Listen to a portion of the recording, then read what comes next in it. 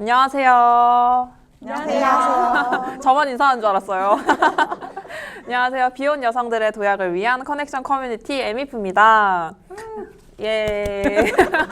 이렇게 뭔가 저희끼리만 강연하려니까 약간 부끄럽기도 한데 오늘 바쁜 시간 내어주셔서 이렇게 저희 강연을 시청해주시는 모든 분들께 미리 감사의 말씀을 드립니다. 저희는 오늘 앞으로 90분간 에미프와 비혼 여성들에 대한 이야기를 들려드리고자 이 자리에 함께하게 되었는데요. 세상을 바꾸는 힘을 가진 숙명에서 불러주신 만큼 오늘은 특별한 커리큘럼으로 준비했습니다. 바로 비혼학 개론입니다. 에미프는 비혼 여성들이 얕은 유대관계 속에서 서로 즐겁게 지낼 수 있는 커넥션 커뮤니티로 2019년 4월 26일 출범했고요. 현재 운영 3년 차 회원분은 약 100여 분 정도 계십니다. 네, 물론 다양한 매체를 통해서 저희를 알고 계신 분들도 있겠지만 또 모르시는 분들도 분명 있으실 거예요. 그러니까 저희가 뭘 하는 사람들인지 간략하게 좀 설명을 먼저 시작을 해볼까요? 네, 안녕하세요. 저는 공동대표 이해담입니다. 저는 신재생 에너지 기술 개발하는 회사에 다니고 있고 엔지니어링 팀의 기계 설계 직무로 일을 하고 있습니다. 에미프 내에서도 전공을 살려 직무를 살려 엔지니어로 일을 하고 있는데요. 현장에서 음향이나 이런 PPT 같은 걸 하거나 아니면 기타 기술이 필요한 일들을 하고 있습니다. 네, 저는 현재 방송업계에서 일을 하고 있는 하현지고요. 제가 어쩌다 보니까 에미프에 도움이 되고 싶어서 이런저런 일을 할 수 없을까 고민을 하던 찰나에 미디어 업계 쪽에서 이제 일을 해볼 생각이 없냐고 얘기를 해가지고 현재 데이터 팀에서 인제스트랑 이것저것을 같이 배우고 있습니다. 에미프 내에서는 행사 기획 및 회계를 담당하고 있어요. 네, 안녕하세요. 공동대표 진아리입니다. 저는 현재 인테리어 디자이너로 일을 하고 있고요. 에미프 내에서는 주로 디자인 업무를 담당을 하고 있습니다. 안녕하세요. 공동대표 김아람입니다. 어쩌다 보니까 아직까지 학생으로 남아있는 유일한 대표가 됐는데요. 학생일 때가 좋은겨. 저는 현재 상담심리대학원에서 예술치료랑 상담심리 전공하고 있고요. 에미프 내에서는 전반적인 기획 업무를 같이 하고 있습니다. 주로 브레이크 거는 역할을 하고 있고 여러분이 만약에 에미프에 관심 있어서 찾아보시면은 제일 먼저 만나실 수 있는 SNS와 에미프 카페, 홈페이지 등을 관리하고 있습니다. 안녕하세요. 저는 공동대표 강한별입니다. 저는 지금 방송국에서 일을 하고 있고요. 미디어 디자이너로 일을 하고 있고 에미프에서는 기획을 주로 담당하고 뭐 진행이라던가 또 대외 커뮤니케이션 같은 업무를 하고 있습니다. 말씀 들어보니까 저희 5명이 하나도 겹치는 게 없는 것 같아요. 에미프에서 일하는 거 말고는. 이렇게 각양각색의 저희가 처음에 어떻게 모이게 됐을까요? 저희가 처음 이제 만나게 된 게 2018년 말에 제가 이제 사회적 이슈가 그때 한참 많이 이슈가 됐던 사회적 이슈들이 있었잖아요. 그래서 뭔가 여혐적인 어떤 사건들 이런 흐름 속에서 어떻게 하면 여성들이 좀 유기적으로 뭉쳐서 잘 살아갈 수 있을까에 대한 고민을 하면서 이걸 스터디로 만들어서 좀 같이 의논을 해봤으면 좋겠다 싶어서 만들었던 스터디가 있었는데 그 스터디에서 이제 사람들을 만나서 이야기를 하고 얘기를 하다 보니까 그때 당시에 저희가 굉장히 많이 분노하고 있었던 것 같아요. 이 분노의 에너지를 어떻게 하면 좀 생산적인 에너지로 환원할 수 있을까? 이런 고민을 하던 찰나에 커뮤니티로서의 확산을 생각하게 됐고 그러면 그 스터디에 모여있던 분들 그리고 저와 함께 일을 하고 있었던 분들 중에서 이런 커뮤니티를 만들면 좋겠다라고 생각하시는 분들을 제가 섭외를 해서 그때 같이 이런 커뮤니티를 만들어보는 게 어때? 라고 이제 제안을 했죠. 그래서 기획서를 써가지고 이제 PPT까지 만들어서 이렇게 비딩을 했었던 기억이 있네요. 그 스터디인 줄 알고 쫄래쫄래 따라갔다가 어쩌다 보니 3년차 대표를 하고 있는 사람 여기 하나 있고요. 여기 한 명 더 있는데 솔직히 사기 당했다. 인정하시죠? 아니, 저 사기라고 생각하지 않습니다. 아니 2018년 말에 스터디가 생긴 걸로 알고 있는데 개인적인 일정이 있어서 참여를 못하다가 2019년에 처음으로 참여를 했는데 스터디가 아니고 갑자기 모임을 만든다고 하시는 거예요.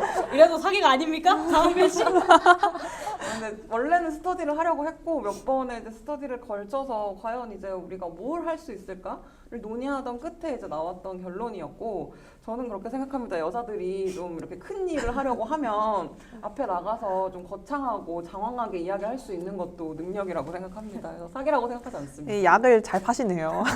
그래서 피해자가 이렇게 둘입니다. 그래서 한 1년 정도를 나는 여기 왜 낚여왔지? 그다음에 나를 왜 낚아왔지? 이런 생각을 했던 순간이 있었죠. 하지만 결국에는 그 이야기를 듣고 비혼 여성 단체를 만드는데 되게 흔쾌하게 동의를 해주셨잖아요. 맞아요. 저나 현진님 같은 경우에는 그렇게 됐다. 둘 다 알고 이미 들어와서 당연히 흔쾌히 그 제안을 받아들였지만 두 분은 모르고 들어왔음에도 불구하고 결국에는 오케이 하셨잖아요. 맞아요. 근데 그때 뭐 칸벨님 방금 말씀하신 것처럼 제가 독서 모임이라는 어떤 목적이 있는 모임이랑 그다음에 단순 친목 모임 이렇게 두 개를 동시에 이제 18년도에 하고 있었는데 두 개를 하다 보니까 각각의 장단점이 굉장히 여실히 느껴졌었어요. 그러면서 한별님이 말하는 저런 비전의 커뮤니티 커넥션, 그러니까 커넥션 커뮤니티가 필요하다라는 그 필요성을 그때 이제 확 느꼈죠. 저도 한동안 여러 가지 모임에 굉장히 많이 참여를 했었는데 그때마다 이게 어느 정도 한계점이 좀 느껴지더라고요. 뭔가 되게 생산적이지 못한 것들에 에너지를 계속해서 소비를 하고 그러던 와중에 이제 한별님의 제안을 제안을 받아들였던 가장 큰 이유가 이제 비혼 여성들끼리 모여서 생산적인 뭔가를 할 수 있다는 그 가능성 그거 하나 때문에 받아들였습니다. 그러니까 뭔가 아무것도 없는 망망대해 같았어요. 그때는 물론 술을 먹고 막 같이 화를 내고 이런 소모임들은 굉장히 많이 있었지만 이 에너지를 한데 모아서 우리가 뭔가를 할 수 있다라고 말을 하는 단체들은 많이 없었던 것 같아요. 그래서 에미프가 만들어지기까지 굉장히 많은 우여곡절들이 있었죠. 이 3년 동안 비혼 여성 공동체를 운영하는 이 5명의 공동대표들이 그럼 왜 비혼을 선택했는지에 대한 이야기를 좀 들어볼까요? 저는 딱히 그래 난 오늘부터 비혼이야 이렇게 결심을 한 건 아니고 크면서 자연스럽게 주변 환경 때문에 비혼을 결심하게 됐던 것 같거든요. 뭐 일례로 명절 제가 제일 인상 깊었던 저의 추억이 명절에 이제 가족들이랑 다 같이 모여가지고 쉬고 있었어요. 근데 갑자기 그 소파에 어른들이랑 다 같이 앉아 있었는데 할아버지가 저만 콕 집어가지고 헨지야 사과 좀 깎아봐라 이러시는 거예요. 그래서 싫다고 했죠. 어른들 다 있는데 왜 나만 집어서 사과 깎아오라고 하는 거예요. 그래서 싫다고 몇 번 뻐겼더니 갑자기 그 할아버지가 화를 막 극대노를 하시더니 니 빨갱이가 이러시는 거예요. 막 사과 안 깎았다고. 너무 어이가 없어가지고 그런 집안에서 자랐다. 그래서 어렸을 때는 당연히 크면은 결혼 안 해야지 굳이 이런 집에 시집을 갈 이유가 없다 생각을 했는데 이제 크면서 연애 경험이 조금씩 쌓이잖아요. 그때부터 문제였던 것 같아요. 방황의 시간을 조금 겪었습니다, 제가. 그래서 좀 이제 몇 번 연애 경험이 쌓이면서 이런저런 분들을 만나서 정말 자상한 그런 남자를 찾으면 언젠가 결혼을 할 수도 있지 않을까 싶은 생각이 잠깐 들었거든요. 근데 그러고 있다 보니까 어느샌가 제가 그런 남자를 만나기 위해서 막 혈안이 돼가지고 막 너무 이것저것 재고 막 다니고 있던 거예요. 그때 그걸 불현듯 갑자기 인지하면서 진짜 이제 비혼을 결심해야겠다 생각을 했죠. 막 누구를 만나고 이 사람은 이렇고 저렇고 그 사람의 집안은 이렇고 저렇고 하는 사이에 저를 가꾸고 막 제 주변을 가꾸면 훨씬 더 건강하고 오랜 삶을 살 수 있는데 왜 그랬을까 싶기도 했죠. 근데 제 얘기는 좀 식상하고 많은 분들이 아실 법한 뻔한 얘기 같은데 뭐 예담님은 어떠신지? 저도 특별한 이유는 없었던 것 같아요. 저는 옛날 어렸을 때부터 결혼을 별로 하고 싶지 않아 했거든요. 너 결혼할 거니? 하면 아니 별로 결혼 안 하고 싶은데요? 라고 하는 아이였고 미래를 상상했을 때 누군가와 함께 하기보다는 저 혼자 제 삶을 꾸려가고 생활하는 그런 상상이 먼저 떠오르더라고요. 개인적인 성향이 원체 강하기도 하고 제가 뭐 외로움도 잘 안 느끼고 혼자 있는 것도 좋아해서 약간 결혼으로 묶이는 그런 관계에 대한 지속성에 좀 의문이 생기더라고요. 그래서 2017년, 18년에 비혼이라는 단어가 갑자기 뭐 급부상이 됐을 때 뭔가 반가운 마음은 있었던 것 같아요. 저는 비혼을 택한 가장 큰 이유가 사실은 경력 때문이었는데요. 죽기 전까지 진짜 나를 위해서 일을 하고 싶다라는 꿈이 있어요. 근데 그런 저한테 결혼이라는 선택지 자체가 크게 뭐 별 메리트가 없더라고요. 뭐 한국 사회에서 결혼을 하면 임신을 하고 출산을 한 뒤에는 따라오는 경력 단절 이 흐름은 우리 모두가 알고 있잖아요. 그렇죠. 근데 저는 제가 하고 싶은 게 확실하니까 굳이 결혼을 택할 이유가 없었어요. 지금 앞에 다른 대표님들 얘기를 들어보면 결국 어떤 환경에서 살아서 어떤 가치관을 가졌느냐가 되게 중요하게 느껴지는데 저한테는 그 안정적이라는 키워드가 삶에서 굉장히 중요했었어요. 그러니까 안정적인 삶이 되기 위해서는 또 좋은 학교도 가야 되고 번듯한 직장도 가져야 되고 이제 그거에 맞는 또 상대방을 찾아야 되고 근데 하면은 할수록 남들이 볼 땐 점점 더 안정적인 길로 가고 있는데 제 마음이 그렇게 행복하거나 만족스럽지가 않더라고요. 그래서 그때 처음으로 생각을 했던 것 같아요. 내 삶은 내가 원하는 목표대로 계속 달려왔는데 왜 이렇게 헛헛하지? 근데 생각을 해보니까 그 시작점이 좀 잘못됐다는 생각이 들었어요. 물론 외부 상황이 저를 안정되게 만들기도 하지만 제 안에서 마음이 안정적이지 않으면은 결국 어떤 거를 갖다 줘도 안정적일 수가 없는 거잖아요. 그러면서 내가 원했던 거는 되게 이제 약간 신기루 같은 거? 그러니까 제가 생각할 때 저의 안정적은 제 시간이 충분히 확보되고 제가 저를 온전히 컨트롤할 수 있다는 거기서 오는 만족감이 저한테 그 되게 평온함을 주거든요. 그러면 사실 결혼이라는 거는 현 사회에서 제 시간과 저를 컨트롤할 수 있다는 그걸 다 같이 갖고 가기가 좀 어려운 선택지였던 거죠. 그래서 차츰 그냥 자연스럽게 그럼 결혼은 딱히 생각이 없다 하면서 비혼의 삶으로 접어들게 됐고 그런 현재가 오히려 더 뭔가 만족스럽고 행복하고 그렇게 살게 됐어요. 이 질문을 저희가 가장 먼저 답하는 이유가 저희가 밖에서 인터뷰를 하거나 하면 가장 먼저 물어보시는 질문이 도대체 왜 비혼이세요? 이렇게 물어보거든요. 근데 이제 다 각자들의 다양한 이유가 있는데 저 같은 경우는 굉장히 딸이 가지고 싶은 사람이었어요. 저희가 이제 모계가족의 어떤 그 유대감이 굉장히 끈끈해서 근데 제가 딸을 갖고 싶어 한다는 건 아이를 낳아야 한다는 뜻이잖아요. 그런 상태에서 제가 아이를 낳으려면 한국 사회에서 이 아이가 행복하게 크려면 어떤 사회적으로 용인되는 정상성 안에 들어가지 않고는 이 아이가 행복하게 살 수 있는 사회는 아직까지 아닌 것 같더라고요. 그래서 그냥 자연스럽게 나도 결혼을 해서 아이를 낳겠지라고 생각을 하고 살다가 2015년부터 이제 한국 사회에 현존하고 있던 어떤 여성 혐오 범죄들이 여성 혐오 범죄라고 이름이 지어지고 수면 위로 이렇게 조금씩 보이기 시작했어요. 그때 2016년 강남역 살인 사건이 있었고 2018년에 불법 촬영, 편파 수사 이런 거에 대한 이슈들도 굉장히 급부상을 했었고 그 이후에도 계속 클럽 약물강간 사건이라던가 아니면 엠번방 사건이라던가 이런 사회적인 이슈들이 굉장히 많이 촘촘하게 드러나기 시작하면서 내가 낳은 이 아이가 과연 이 세상에서 행복하게 살아갈 수 있을까라는 고민을 정말 진지하게 하게 됐고 제가 출산을 할 수 있는 나의 권리를 행사하는 것이 그 아이가 태어난 아이가 행복을 추구하는 권리와 부딪힐 수 있는 거 아닌가? 라는 생각까지 이어졌어요. 그래서 어떻게 보면 아이를 낳는 것 자체가 나의 욕심을 행하기 위해서 그 아이의 행복을 뺏는 어떤 이기심이 아닐까라는 고민을 하게 됐고 그냥 자연스럽게 안 낳아야겠다라는 비출산을 결심을 하게 됐고요. 그 이후에 이제 나는 출산을 하지 않을 거니까 굳이 그 정상성을 쫓아가는 가족 구성을 할 필요가 없겠다라는 생각이 들어서 결혼도 자연스럽게 생각을 하지 않게 된 것 같아요. 근데 이제 네. 그래서 뭔가 그 결혼 자체가 불필요하다는 그런 생각을 많이 했죠. 한별님이 말씀해 주신 것처럼 비혼을 하겠다, 저 비혼이에요 이렇게 얘기를 하면 주변에서 꼭 왜 비혼을 하냐 뭐 이렇게 한마디씩 얹잖아요. 얹으면서 꼭 한마디씩 덧붙이는 게 뭐 결혼을 하면 흔히 외로움이 해소된다, 아니면 결혼을 해야 정상성을 얻을 수 있다, 아니면은 결혼을 하면 책임감을 그때 가질 수 있다, 뭐 이렇게들 많이 얘기를 하시는 것 같더라고요. 그러니까 결혼을 안 하면 반대로 이제 너 안 외로워? 이렇게 물어보거나 혹은 책임감이 없는 이제 너 어른이 언제 되려고 그래? 막 이런 질문들을 하시거나 너 어떻게 정상적으로 좀 살아라는 이야기들을 많이 듣거든요. 그러니까 이게 뭔가 그런가? 그러니까 결혼을 하지 않으면 외롭고 뭐 정상적이지 않은 건가라는 생각들을 자꾸 하게끔 질문들을 하세요. 근데 주변에 비혼으로 살아가시는 분들이 굉장히 많이 있는데 그분들을 보면 전혀 그렇지가 않거든요. 제 주변만 봐도 사실 뭐 결혼을 하신 분이나 안 하신 분이나 살아가는 건 다 비슷하잖아요. 그런데 결혼하신 분들도 심지어 외롭다고들 많이들 말을 하시고요.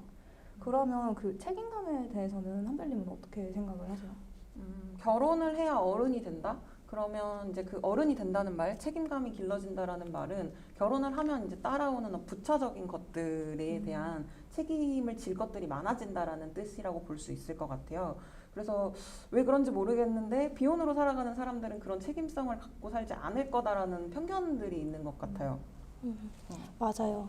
그 결혼 안 한 사람은 이제 뭐 철부지다, 뭐 어른이 아니다 이런 말 많이 하잖아요. 그다음에 그게 되게 비정상으로 보이는 사회이고, 근데 앞서 이제 저희가 비혼을 어떻게 결심하게 됐는지 이유를 넣었던 것도 각자의 시작점은 다 달랐지만 비혼을 결심하기까지 그 사이의 고민 안에는 분명히 이 사회가 말하는 정상 밖에 이제 벗어난 비정상의 삶에 대해서도 많은 고민을 했던 거란 말이에요.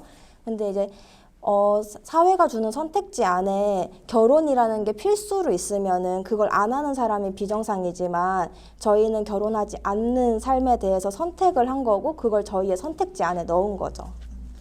아 근데 혹시 배우자 기도라고 여러분 들어보신 적이 있으신가요? 배우자 기도요? 그냥 자신이 원하는 배우자에 대해서 되게 구체적으로 기도를 하면 그 빌었던 배우자와 똑같은 사람을 만날 수 있다는 뭐 그런 얘기인데요. 이게 뭔가 나이가 어리면 어릴수록 빨리 하면 할수록 좋다는 얘기를 많이 해요.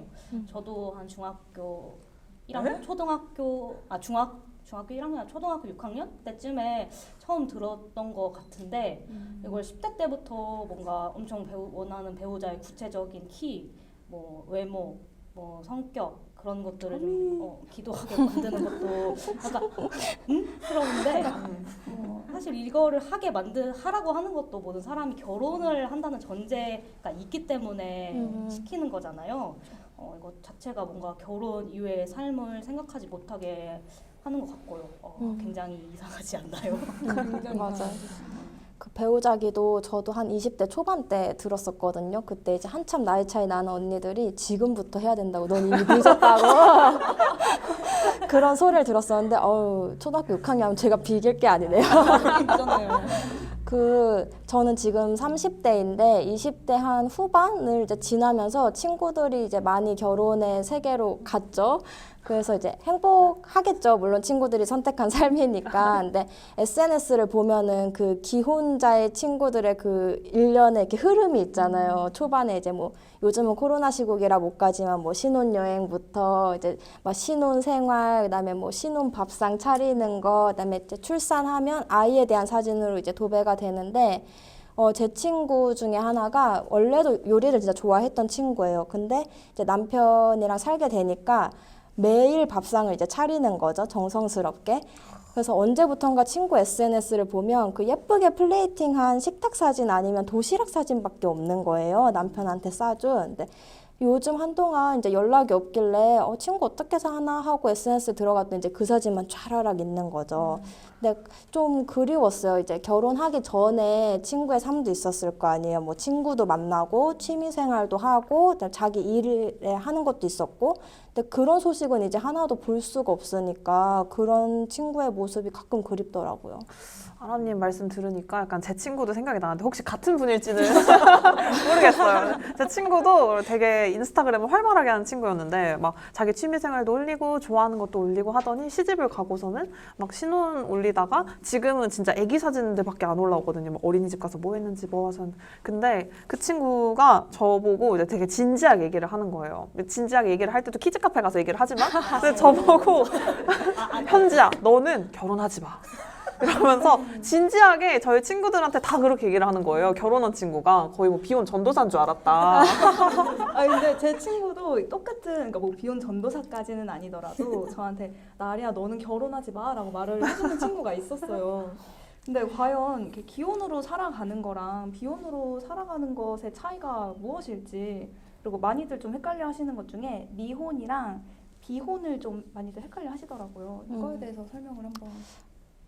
뭐 기혼의 삶은 여러분들이 이제 온갖 뭐 미디어에서 많이 보실 테니까 이제 비혼의 삶은 저희가 이제 앞으로 좀 얘기를 할 거고, 많이들 요즘 혼용하는 게 미혼과 비혼의 개념을 많이들 이제 섞어서 쓰시는 것 같아요. 근데 이게 비슷한 것 같은, 결혼을 안 한 상태라는 거에 대해서는 비슷할 수 있지만 굉장히 다른 게, 비혼은 결혼을 나의 삶에서 떼어내겠다는 어떤 선택지에 대한 그걸 보여주는 거잖아요. 그 고려 자체를 삶에서 제외했다는 의미가 있는 거죠. 근데 미혼은 아직 결혼을 하지 않은 상태, 비혼은 결혼을 하지 않겠다는 삶의 형태라고 봐주시면 되는 거죠. 근데 아직까지는 한국 사회가 이걸 이렇게 혼용하는 게 비혼이 아직 인식이 생소하니까 어색하니까 난 좀 이상해 보이니까 그런 인식이 아직 좀 있는 것 같아요. 이 부분에 대해서도 저희가 좀 할 이야기들이 있을 것 같은데 아까 에미프에 100여 분 정도의 회원분들이 계시다고 했잖아요. 그래서 저희가 그 에미프 회원분들 비혼 여성 100인의 어떤 100인을 이렇게 표본 집단으로 삼아서 그 비혼 여성들이 어떻게 살고 있는가에 대한 공통점에 대한 이야기를 좀 해보면 비혼이 도대체 뭐길래 어떻게 살아가는 형태일까를 이야기해 볼 수 있을 것 같아요. 저는 비혼이 특별하다고 생각하지는 않아요. 사람이 각각의 특색이 있는 거잖아요. 비혼을 선택한 사람들에 대한 특별한 점이 있을까요? 굳이 뽑아보자면 저희 회원분들이 좀 경제관념이 투철하신 것 같아요. 그리고 뭐 자기 삶에 대한 신념도 좀 확실하신 것 같고요. 여러분 혹시 여자의 적은 여자다라는 말 들어보셨나요? 붕따. 사실은 이게 숙명여대도 여대이기 때문에 그런 말들을 오다 가다 많이 들어보셨을 것 같아요. 근데 이게 신기하게 비혼으로 살겠다고 선택을 하신 분들 중에는 이 말을 이제 반대로 뒤집어서 여도여라고 여자를 돕는 건 여자다. 여자를 돕는 건 여자다. 여도벼라는 말을 되게 신념으로 가지고 살고 계시는 분들이 굉장히 많은데요. 이게 뭐냐면 서로에게 이제 발판이 되어주고 여자가 여자에게 어떤 연결고리가 되어주자라는 의미를 가지고 있어요. 그래서 이제 에미프가 커넥션 커뮤니티니까 그런 가치들을 창출해내는 많은 경험들을 가지고 있잖아요. 그래서 네. 네. 근데 이러한 가치들이 굉장히 저도 회원들을 직접 만나보면서 느낀 게 긍정적인 에너지들이 굉장히 많아요. 근데 아직까지도 사회에서는 좀 부정적인 말들이 많이 들려오잖아요. 그래서 내가 결혼을 하지 않는다는 거를 인지는 하고 있지만 이거를 입 밖에 내는 거를 두려워하는 분들도 굉장히 많으실 테고요. 근데 이제 대표적으로 뭐 듣는 말이 뭐 자기밖에 모른다, 늙어서 고독사한다, 안 하는 게 아니라 뭐 못하는 거다. 그만하세요. 그거 이거 얘기하려면은 오늘 강연 끝까지 못해요. 밤새야 돼요. 그리고 애초에 이렇게 말씀을 하시는 분들은 저희가 백날 아무리 잘 이야기를 해도 이해하지를 못하시고 이해하려고 하지도 않으세요. 그래도 말이 나온 김에 얘기를 해보자면 이걸 이제 듣고 계신 여러분들은 이거에 관심이 있어서 들으실 테니까 이런 사람들이 이제 이런 비혼의 삶에 대해서 흔히 던지는 말들 중에 자세히 생각을 해보면 뭐 자기밖에 모른다는 사실 이기적이라는 말인 거잖아요.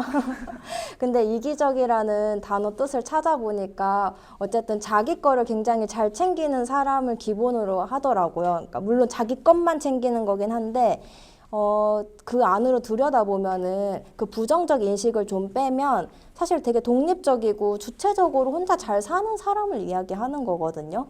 그다음에 사실 이렇게 잘 살고 있기 때문에 사회에 긍정적인 환원을 할 수 있는 거기도 하고요.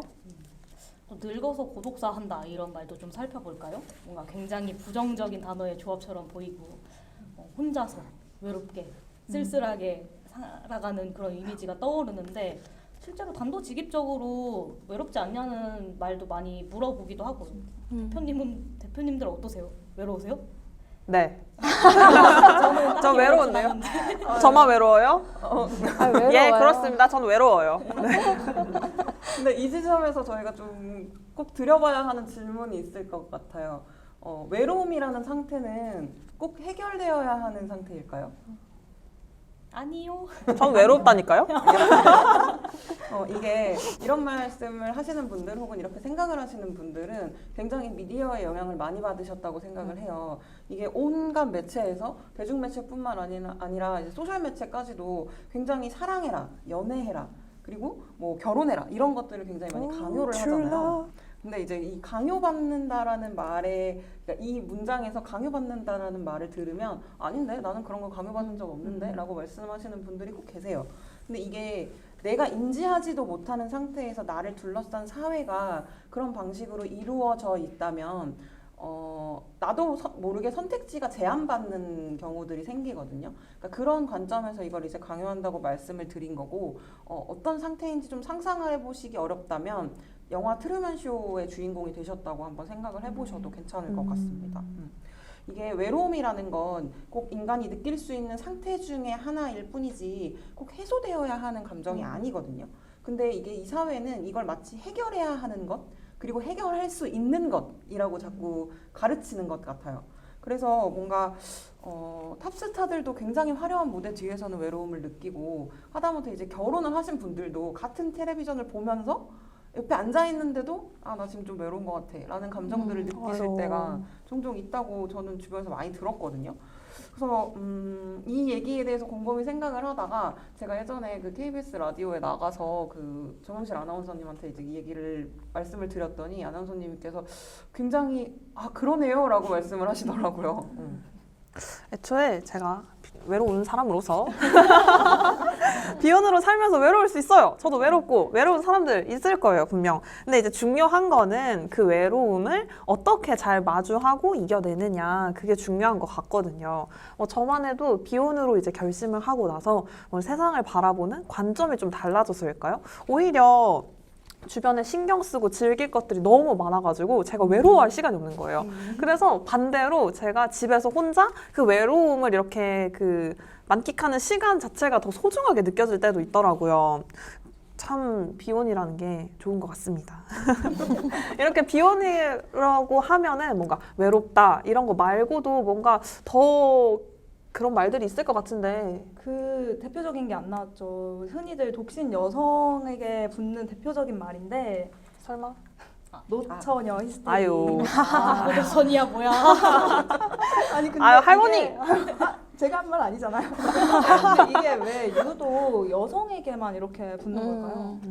이게 뭐 예담 대표님 말씀처럼 되게 고조선 때 단어 같잖아요. 누가 쓰나 이러지만 아직까지 사회에서 이런 이렇게 홀로 꿋꿋하게 잘 살고 있는 여성을 보면은 되게 뭐 그런 이미지가 떠오르나 봐요. 되게 예민하다는 이미지. 근데 제 생각에는 여성들이 아직은 되게 공적인 자리에 나가서 내 것을 발언하고 가져오고 쟁취하고 이런 경우들이 많이 보여지지 않잖아요. 그 과정 속에서 쟤 되게 드세다, 예민하다, 뭐 그런 부정적인 단어들이 많이 붙죠. 그래서 그런 경향들이 뭉뚱그려져가지고 여성이 되게 그러니까 좀 나이가 있고 지위가 있는 여성들이 되게 히스테릭하다. 그래서 노처녀 히스테리다 이렇게 붙는 게 아닐까 싶어요. 그리고 이 말을 계속 듣고 이제 자랐던 여성들 역시도 뭔가 스스로 예민하고 날카롭게 보일까봐 이런 공적인 발언들을 좀 두려워하시는 경향들도 많이 보이는 것 같아요. 그래서 누가 너 왜 결혼 안 해? 너 왜 비혼으로 살아? 라고 물어봤을 때 뭐라고 이유를 설명하다 보면 계속 뭔가 설득을 하게 되거나 아니면 논쟁을 하게 되는 상황들이 많이 벌어지잖아요. 그러니까 그걸 피하고 싶어서 이제 그냥이라고 얘기를 많이 하게 되죠.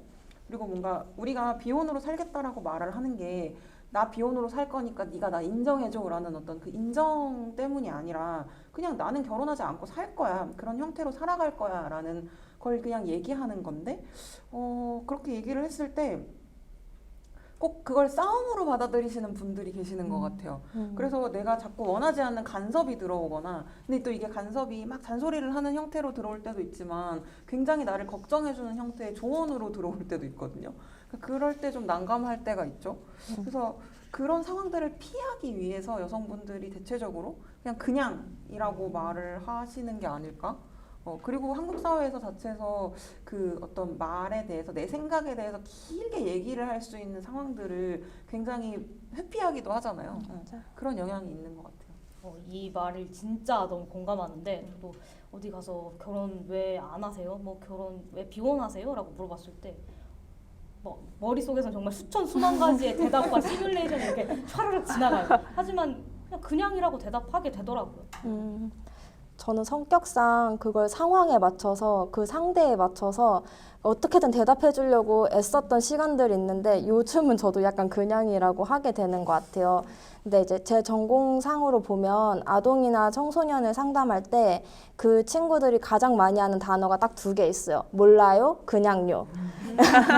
근데 그 몰라요. 친구들이 몰라요, 진짜 모르고 진짜 그냥이라서 그렇게 대답하는 게 아니거든요. 그래서 아동이나 청소년 내담자를 만날 때 가장 유의 깊게 봐야 하는 거는 그 친구들의 그 그냥요와 몰라요에 어떤 의미가 들어가 있느냐를 되게 중점적으로 파악하라고 많이들 가르치고 배우거든요. 근데 실제로 지금 한국 사회에서 왜 여성들 비혼하는가라고 할 때 그게 그냥 진짜 그냥이겠는가, 그 함의를 좀 살펴봐야 할 때가 아닌가라는 생각이 들고요. 뭐 흔한 말이지만 달을 가리키는 때 그 가리키는 손가락을 보면 달의 그 핵심을 알 수 없잖아요. 이제는 좀 달을 봐야 할 때가 아닌가 그런 생각이 듭니다. 그냥이라고 말하는 그 의미 중에서 가장 앞서는 이유는 그 강요당하는 타성으로부터 벗어나고 싶어서가 아닐까 생각합니다. 그러면 그냥 비혼을 선택하신 이제 대표님들은 비혼을 결심하고 달라진 점들이 있으실까요? 저는 삶을 대하는 자세가 많이 달라졌어요. 좀 치열해졌다고 해야 되나? 그 전까지는 과도기 인간처럼 살았었는데요. 흔히 그렇게 말하잖아요. 결혼하면 어른 되니까, 결혼하면 못 즐기니까 지금 많이 즐겨라. 그래서 저는 최선을 다해 즐기는 인간으로 살았었거든요. 욜로 하셨군요. 그렇게 삶을 즐기다가 이제 비혼, 앞서 말한 것처럼 비혼의 그런 이유를 갖고 이제 비혼을 결심하고 나서도 그때는 그게 그렇게 제 인생의 큰 결정이라는 생각은 못 했어요. 왜냐하면 이제 다른 뭐 10대나 20대 초반 친구들 보면 이제 진로도 갑자기 고민하게 되고 뭐 같이 사는 보호자의 뭐 반대에도 부딪히고 그러는데 저는 그런 게 딱히 없었으니까요. 그래서 단순히 나는 비혼의 세계로 결혼 안 한다는 선택지로 한 발짝 간 거니까 한 1도 정도의 삶의 방향이 바뀌었달까? 이렇게 생각을 한 거죠. 근데 1도면 사실 2m 기준으로 한 50mm, 아. 5cm 정도 틀어지거든요. 이과 냄새. 네, 14년이 지났으니까 많이 틀어지셨네요. 아 진짜 누가 공학도 아니랄까봐. 그러게요. 제가 공학도가 아니라서 그 미세한 차이를 인지를 못한 건데 큰 자각을 했던 것 같아요. 그러니까 결혼을 하면 어른이 되니까 내 동반자가 있으니까 그때 하면 되겠지라고 생각하면서 되게 유예했던 많은 일거리들이 이제 제가 제 삶을 온전히 책임지기 시작하니까 막 눈덩이처럼 밀려들더라고요. 그래서 그 과제들을 해결해 나가는 게 여전히 좀 버겁고 가끔 힘들긴 하지만 그럼에도 그 선택을 하기 전과 비교를 하면 훨씬 행복하고 충만한 삶이에요. 제가 제 자신으로 살아있다는 그 만족감도 굉장히 크고요. 그다음에 이제 저한테 뭔가 기회를 주고자 하는 마음의 여유도 많이 생겼어요. 예전에는 좀 과거를 걱정하거나 미래를 뭔가 이제 막 불안해하거나 그러면서 현재에 있질 못했는데 지금은 지금 이 순간에 살아있는 걸 느껴야지라고 항상 생각을 하다 보니까 오히려 그 과제들을 해결은 하고 있지만 마음적으로 여유가 더 있고 그다음에 저한테 좀 더 관대해졌어요. 그렇게 괜찮다, 할 수 있다. 그다음에 어차피 혼자 사니까 뭐 40이고 50이고 천천히 해내면 된다. 이런 여유가 좀 생기더라고요. 아람님과 비교하면 저는 많이 달라졌다고 할 수는 없을 것 같아요. 그렇지만 미래와 노후를 내가 오로지 책임져야 하기 때문에 안정적인 삶을 구축하기 위해서 뭔가 더 애를 쓰게 됐다는 점은 있는 것 같아요. 뭔가 가족 중심적으로 이루어져 있는 그런 정석 루트의 삶으로 가지 않다 보니까 뭔가 막연하고 두렵게 느껴지기도 했는데 그 막연함을 조금 더 구체화하기 위해서 열심히 살아가고 있는 것 같습니다. 저는 뭔가 비혼으로 살아가겠다 마음을 먹었을 때 오히려 마음 한켠이 왠지 든든한 느낌을 받았거든요. 이게 약간 마음 속에서 이제 이 육신을 책임질 수 있는 사람은 나밖에 없다 이런 생각이 들어서 오히려 제가 더 저를 믿게 되는 그런 든든한 마음이 생기더라고요. 이게 막 누군가가 있어서 마음이 편안하고 든든하다 이게 아니라 제가 제 중심을 잘 잡고 뿌리를 잘 내려서 생기는 그런 든든함이어가지고 이제는 어떤 상황이 생겨도 정말 저를 먼저 챙기고 저를 위해서 어떻게 명확하게 의사결정을 할 수 있을지를 잘 고민할 수 있게 됐죠. 저는 정말 놀랍게도 비혼을 결심하고 달라진 점이 전혀 없어요. 그러니까 저 같은 경우에는 저는 오히려 결혼을 선택했더라면 달라질 것들이 훨씬 많았을 거라고 그렇게 생각해요. 저도 뭐 사실 나 비혼이야라고 결심을 하고 뭔가 이렇게 인생이 송두리째 달라졌다거나 뭐 그런 거는 없었던 것 같은데요. 크게 뭐 두 가지 정도의 변화라고 한다면 일단 주변 사람들의 풀이 많이 달라졌어요. 그래서 이제 저처럼 비혼을 선택하고 살아가시는 분들로 주변 사람들을 채워 나가다 보니까 이 라이프 스타일이 굉장히 많이 바뀌었고 누군가의 마음 이전에는 뭔가 누군가의 마음에 들기 위해서 어떤 정상성 사회가 정해놓은 어떤 루트를 밟아나가야 한다는 강박 같은 게 좀 있었다면 이제는 그냥 온전히 내 내가 존재하는 삶 그 자체에 조금 집중을 하게 된 것 같고요. 두 번째는 아까 나왔던 외로움에 대한 건데요. 이게 외롭다라는 어떤 그 감정에 대해서 다루는 방식이 좀 많이 달라진 것 같아요. 이전에는 이게 누군가의 도움을 받아서 해결해야 하는 상태라고 생각을 했고 도움을 받을 수 있는 상태라고 생각을 했기 때문에 그 도움을 줄 수 있는 사람을 찾기 위해서 굉장히 레이더가 많이 돌고 있었다라면 요즘에는 이 외로움이라는 감정 자체가 그냥 언젠가 문득문득 들 수 있는 감정이지 라고 인정을 하고 나니까 그 외로움 자체도 제가 그 외로운 시간 동안 뭔가 더 생산적인 일들을 해낼 수도 있게 되고 결정적으로 타인에게 좀 의존적이었던 부분들이 많이 해소가 된 것 같아요. 그래서 이제 저희가 이제 에미프라는 단체를 운영을 하고 있다 보니까 이제는 그 비혼으로 살게 된 이 장점들을 묶어서 우리가 이제 에미프로 어떤 것들을 하고 있는지에 대한 이야기들을 좀 해볼 때가 된 것 같습니다. 네, 에미프가 벌써 출범한 지 햇수로 3년 차가 되었어요. 그동안 이제 비혼 여성의 가시화를 위해서 정말 많은 활동들을 했었는데요. 대외적으로 진행했던 행사들 몇 개를 말씀드리려고 해요. 나는 내 파일을 구할 뿐 인류를 구하러 온 게 아니고의 저자 김진아 작가와 함께한 원데이 클래스 비혼 파일 만들기를 시작으로 여성에게 마이크를 이라는 유명한 슬로건이죠. 그 슬로건 아래 에미프 테드가 올해 벌써 3회를 끝냈죠. 그렇게 했고 그 다음에 비혼 여성 및 1인 가구를 위한 제도적인 방향 고민해보는 1인 가구 정책 공론장도 시행했었고 디지털 성폭력에 대해 이번 여성주간 강연에서도 훌륭하게 강연해 주셨던 디소 전 대표 하예나 대표님이랑 전 연구팀장 백가을님 모시고 진행했던 솔직히 까놓고 말해서라는 세미나도 진행했습니다.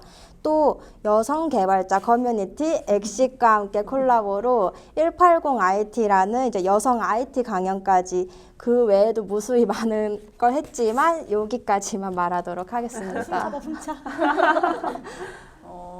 그러니까 에미프가 좀 중점적으로 주력을 했었던 것들이 내부적으로는 비혼 여성들의 커넥팅을 이제 이야기를 했었고 외부적으로는 그 비혼의 인식에 대한 개선을 좀 했으면 좋겠다라는 생각이 들어서 한동안 이제 대외적인 언론 인터뷰나 이런 것들을 굉장히 공격적으로 했었던 적이 있었는데요.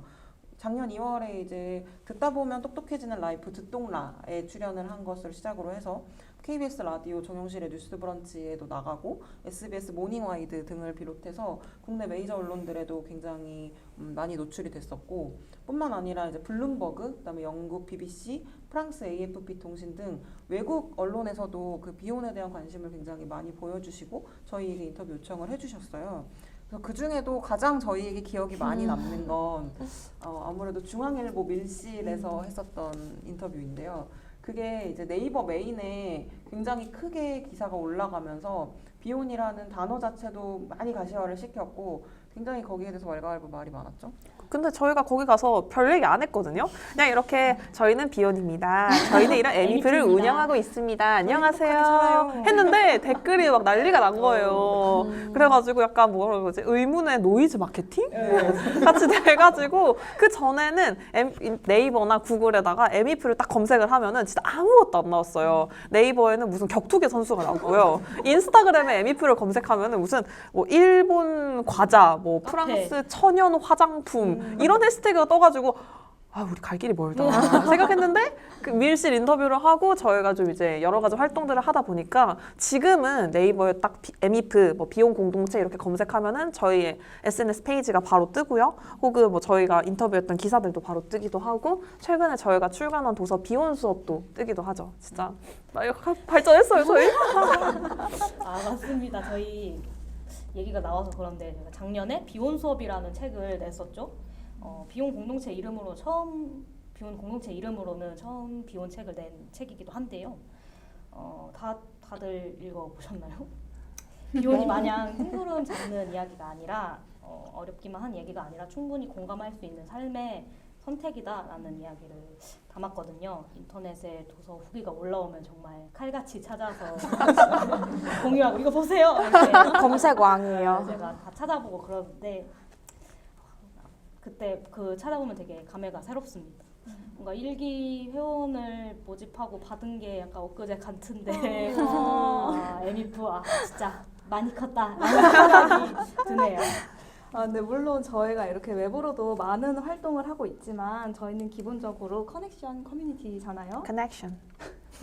그래서 회원분들을 위한 고정적인 이제 컨텐츠도 저희가 체계적으로 운영을 하고 있는데요. 우선 신규 회원을 위한 미덕과 회원 간의 친목을 위한 뭐 캠프나 토크라운지 등을 운영을 하고 있습니다. 그 외에도 저희가 직접 행사를 기획하는 것 외에도 회원분들이 각자 관심을 가지고 계신 주제들로 직접 프로젝트를 기획하시기도 하는데요. 대표적으로는 이제 잡지를 만들고 싶으셨던 분들이 모여서 펀딩을 해가지고 잡지를 발간하셔서 벌써 이제 6번째 잡지가 나왔다 잡지 비평팀이 있고요. 그 외에도 작품을 좋아하시는 분들이 모여서 작품을 감상하거나 창작 작품을 나누기도 하는 작품 스터디가 있었고, 경제에 관심 있으신 분들이 모여서 시드머니를 어떻게 관리하는지, 뭐 아니면 부동산, 주식 같은 요즘 핫한 주제들을 거기에 관심을 가져보는 경제 스터디도 있었는데, 제가 거기서 또 경제 스터디에서 할 말이 또 있거든요. 거기 제가 처음으로 거기서 주식을 배워가지고 진짜 주식 계좌를 파서 주식을 샀어요. 근데 요즘 이제 클럽하우스라고 SNS가 이제 핫하게 뜨는 게 있잖아요. 그래서 거기에 투자를 한 투자사에 샀는데 알고 보니까 제가 정수리에서 산 거예요.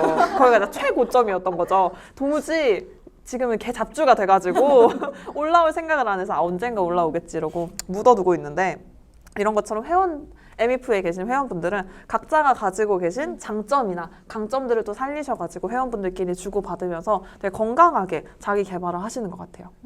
저는 또 회원분들 중에 이런 말씀 해주시는 분도 계셨는데, HR 인력개발 전문가로 지금 되게 오랜 기간 일을 하셨던 전문성이 있으신 이제 회원분이 계세요.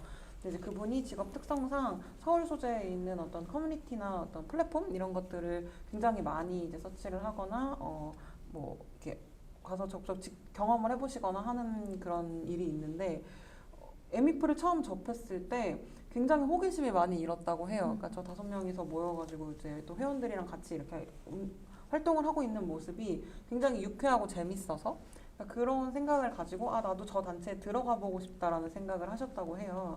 그래서 결국에는 저희 3기 모집을 했을 때 직접 이제 모임에 들어오셨는데, 들어와서 보니까 요즘도 하루하루가 엔돌핀이 될 만큼 에미프가 so sweet. 그렇게 즐거운 모습을 가지고 살아가고 있는 여성들이 많아서 굉장히 에너지가 많이 된다고 말씀을 해주시더라고요.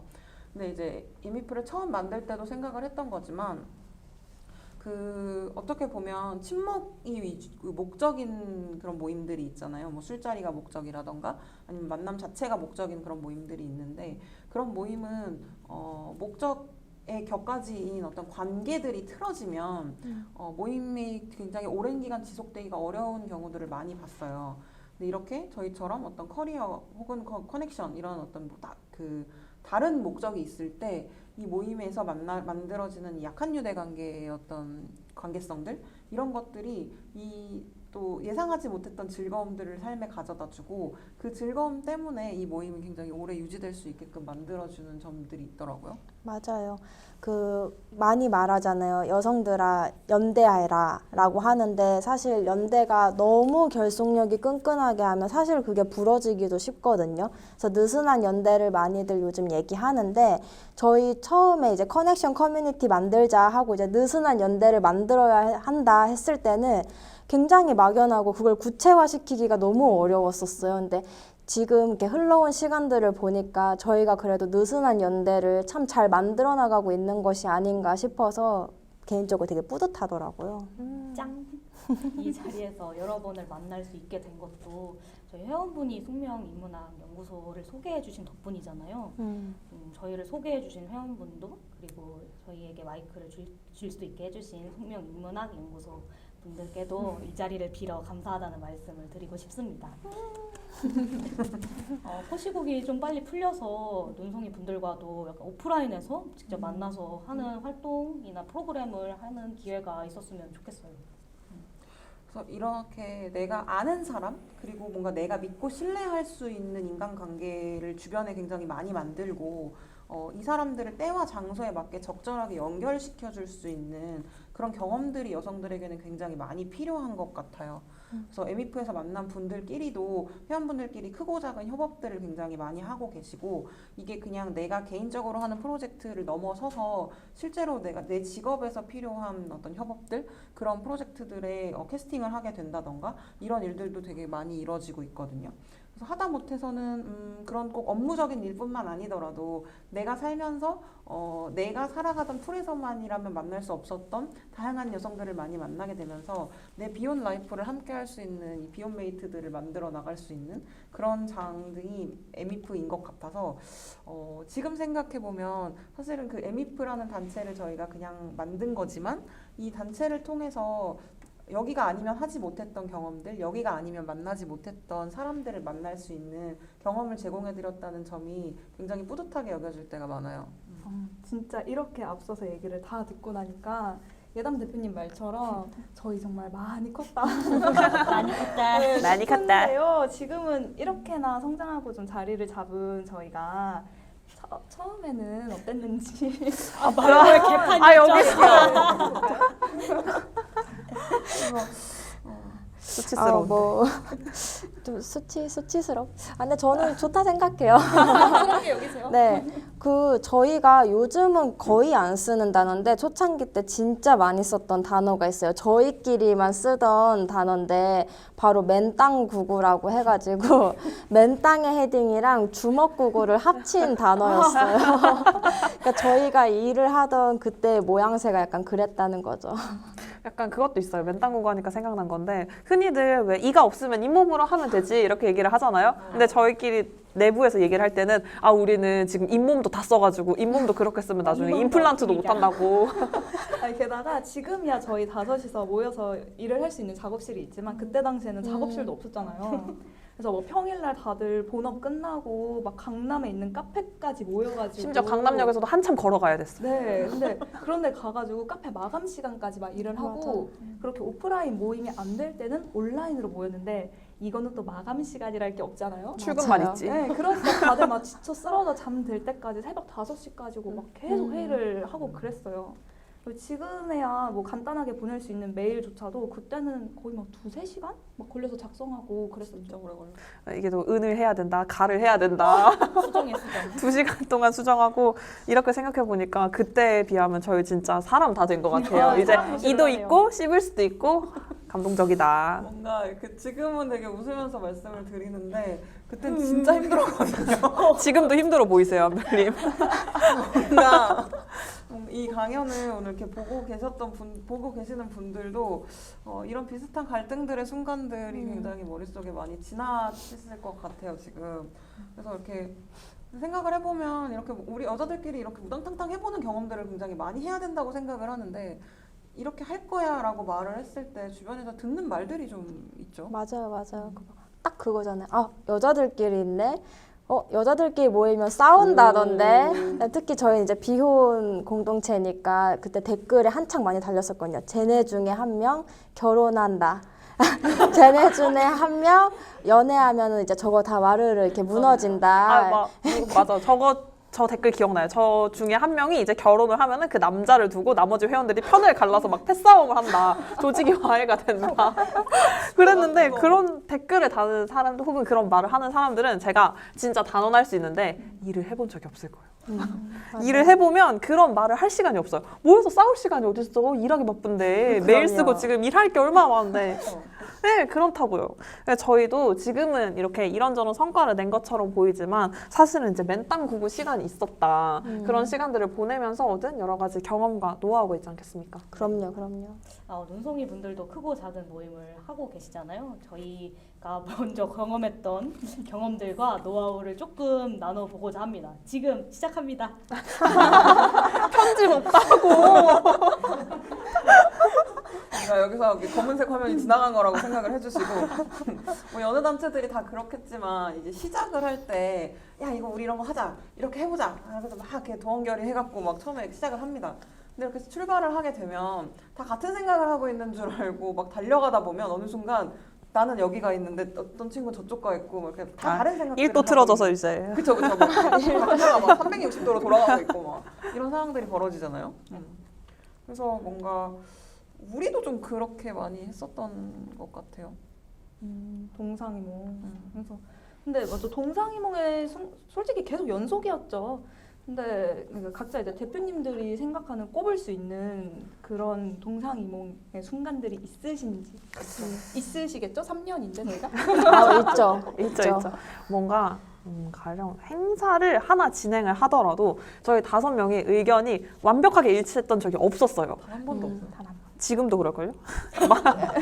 이를테면은 막 저희가 이제 3번이나 테드를 했으니까 테드를 예시로 말씀을 드리면은 이제 저희 슬슬 테드를 할 때가 된 것 같아요. 이렇게 말씀을 누가 해요. 그러면은 다들 좋아요. 테드 합시다. 이래. 그러면은 다들 동의를 했으니까 일을 진행을 하잖아요. 그럼 이제 그때부터 시작인 거예요. 사사건건 다 부딪히는 거예요. 다. 뭐 이를테면은 연사자분을 모실 때 어떤 분은 메일로만 소통해도 괜찮습니다. 이랬는데 어떤 분은 메일로만 하면 안 된다. 이거 카톡으로 파서 긴밀하고 빠르게 소통을 즉각적으로 해야 된다. 하는 분이 계셨고요.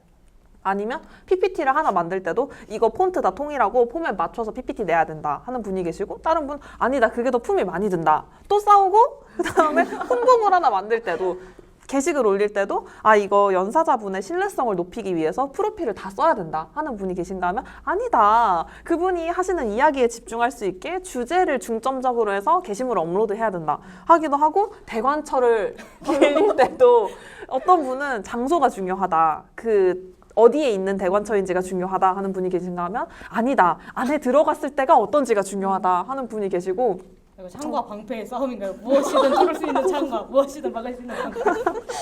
그렇게 사사건건 다 부딪히는 반면에 또 금방 회의가 잘 돼요. 또 금방 화해가 돼서 넘어가는 게 또 문제라면 문제였었거든요. 나중에는 이제 약간 농담 반 진담이 조금 더 많은 것 같긴 해요. 서로 막 전에 이거 좋다고 하셨잖아요. 이러면 아니요 그 좋은 게 그 좋아요가 아니었다. 얘기를 하면서 계속 갈등은 끊임없이 있었거든요.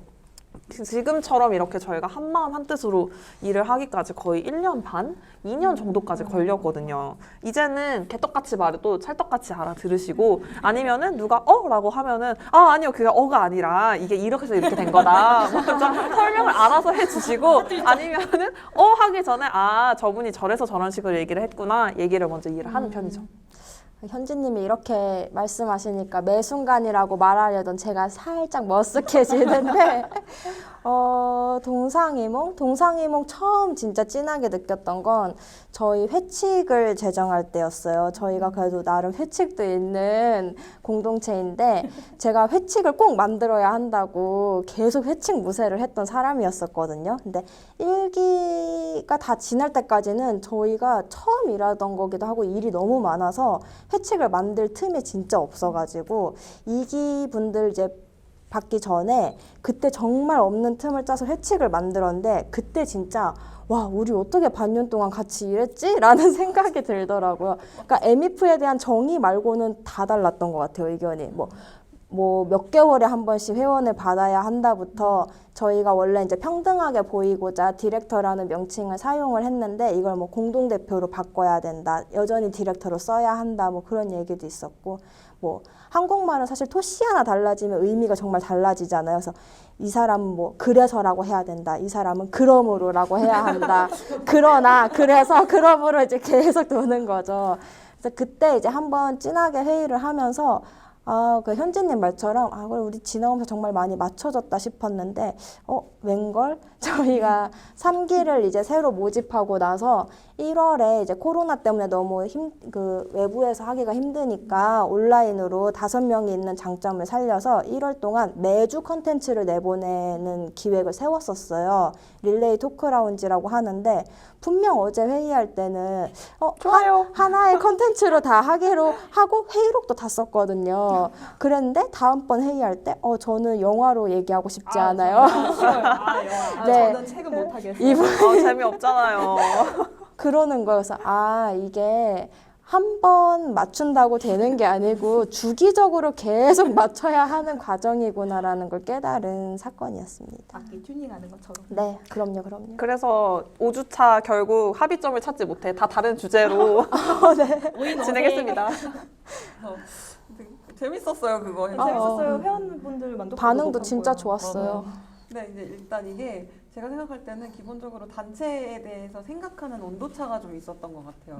그래서 이게 좀 이왕 할 거면이라고 생각하는 방식으로 사고를 하시는 분들도 계시고 이 정도면이라고 만족도가 높으신 분들도 계시고 이런 거에 대한 완성의 정도가 달라서 거기에 들어가는 에너지를 조절하는 문제에 있어서 이런 갈등들이 많이 만들어졌던 것 같은데 일례로 저 같은 경우는 이제 방송국에서 일을 하고 있기 때문에 브랜드 이미지가 굉장히 중요하다라는 주장을 많이 하는 편인데요.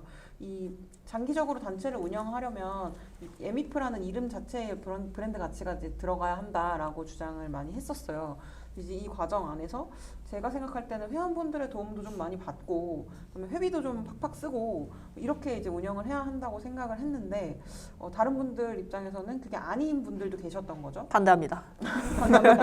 싫은데요? 제가 무슨 말만 하면 자꾸 반대한다고. 싫은데요?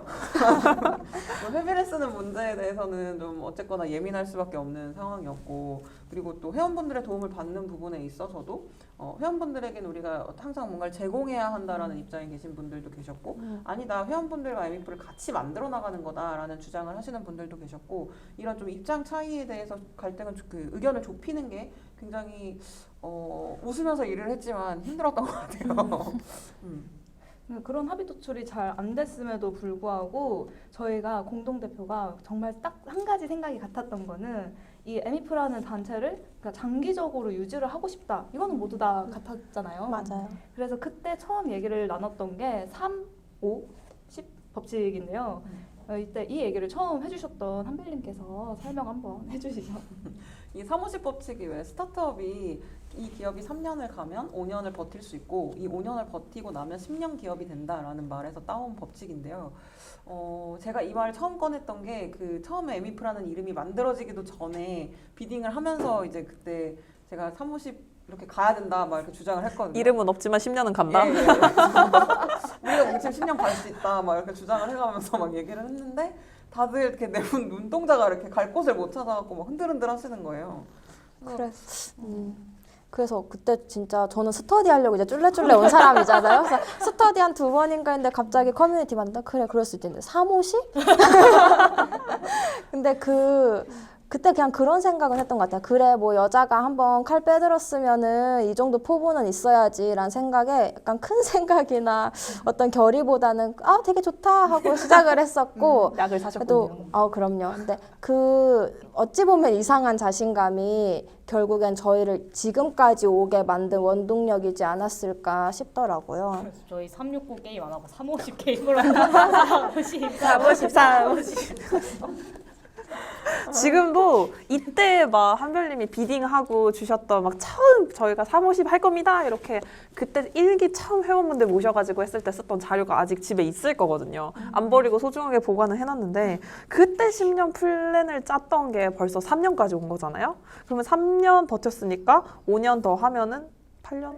2년 조금 더 버티면 10년이니까 10년까지 이제 버틸려면은 앞으로 더 쭉쭉쭉 버텨야 될 텐데 지금까지는 어떻게 하면 에미프를 잘 꾸릴 수 있을까를 고민했다면 앞으로는 에미프의 내실을 좀 더 다져볼까 하는 고민을 하고 있는 것 같거든요. 제 생각에는.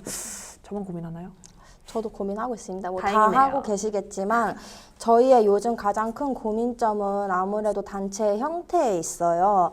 계속 이제 설명을 드렸던 걸 쭉 들으셔서 아시겠지만 에미프의 그 초기 시작 형태를 보면 비영리 단체로 지금 가기에는 좀 이제 결이 안 맞고 영리 단체로 하기에는 대표들이 이제 본업이 다 있다는 그 걸림돌이 좀 있죠. 그래도 지금까지는 대표들이 다 이제 자기의 능력을 발휘하면서 하고 있는데 사실 저희 수익도 없는 형태잖아요. 저희가 이렇게 이제 작게 뭐 발생한 어떤 수익 같은 거는 다시 단체로 이제 귀속을 시켜가지고 운영에 힘을 쓰고 있는데 이런 형태로 언제까지 지속할 수 있는가에 대해서는 고민이 아무래도 많죠. 이게 시간이 지날수록 이대로 그냥 버티는 게 맞나? 라는 그 고민에 대한 답을 좀 찾아가야 할 것 같아요. 지금이 바로 그때가 아닐까라는 생각이 좀 들고요.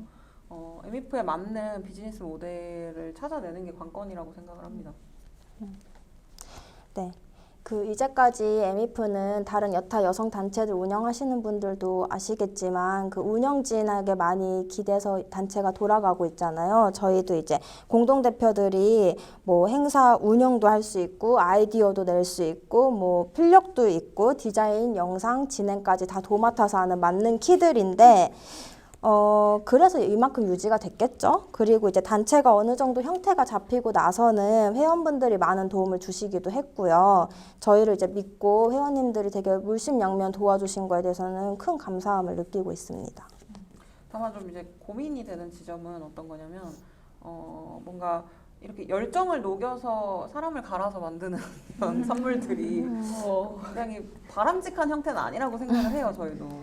그래서 이게 일에는 당연히 대가가 따라야 한다고 생각을 하고 그게 일을 하는 것이 여성일 때 그에 응하는 상당한 대가가 반드시 따라줘야 한다고 생각을 하거든요. 그런데 이제 저희가 하는 생산해내는 어떤 이 콘텐츠들을 소비하시는 분들도 결국에는 여성분들이 대다수이고 하다 보니까 이 가격을 측정하는 문제에 있어서 사실 답이 조금 나오지가 않는 경우들이 많은 것 같아요. 그러니까 콘텐츠 혹은 뭔가 이렇게 유형의 프로덕트라면 가격을 매기는 것이 응당 당연하다고들 생각을 하기가 쉬운데 저희가 생산해내는 것들은 어떤 무형의 가치를 말하는 콘텐츠들이 더 많기 때문에 그런 것 같다는 생각을 하고 이 소비 자원이 어떻게 하면 생산 자원으로 환원될 수 있을까에 대한 고민들에 진짜 많은 시간을 투자해서 답을 찾아야 할 것 같습니다. 근데 3년 동안 사실 단 한순간도 빼놓지 않고 고민을 했었거든요.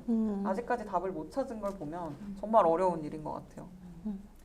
그럼에도 콘텐츠 질을 높이고 더 넓은 곳에 홍보해서 더 많은 사람들에게 닿을 수 있도록 하는 것에 주력을 다하고 있어요, 저희가.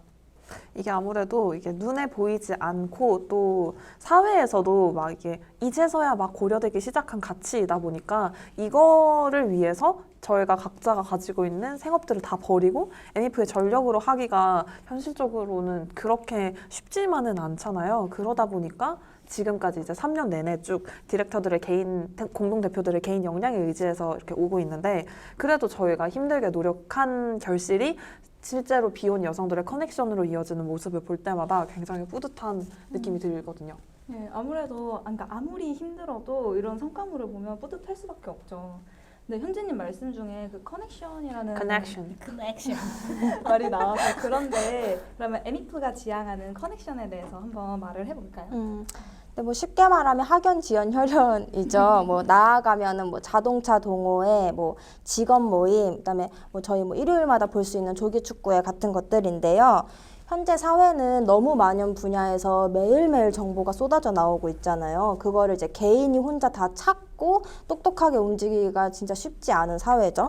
그래서 저희는 이 다양한 분야에 있는 다양한 여성들이 저희를 통해 가지고 좀 더 양질의 정보를 얻고 서로가 이제 커넥션 할 수 있는 그런 형태를 생각을 하고 움직이고 있습니다. 맞아요. 특히 한국 사회가 유독 더 그런 것 같은데 결혼하지 않은 여성이 양질의 정보를 얻기가 진짜 힘들잖아요.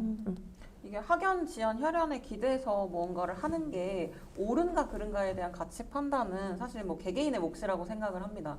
근데 한국 사회는 이 연애에 의존해서 뭔가가 굉장히 많이 이루어지는 사회임엔 틀림이 없잖아요. 그런 상황에서 여성들이 알게 모르게 소외를 많이 당하고 있다라는 점 자체도 부정할 수는 없을 것 같아요.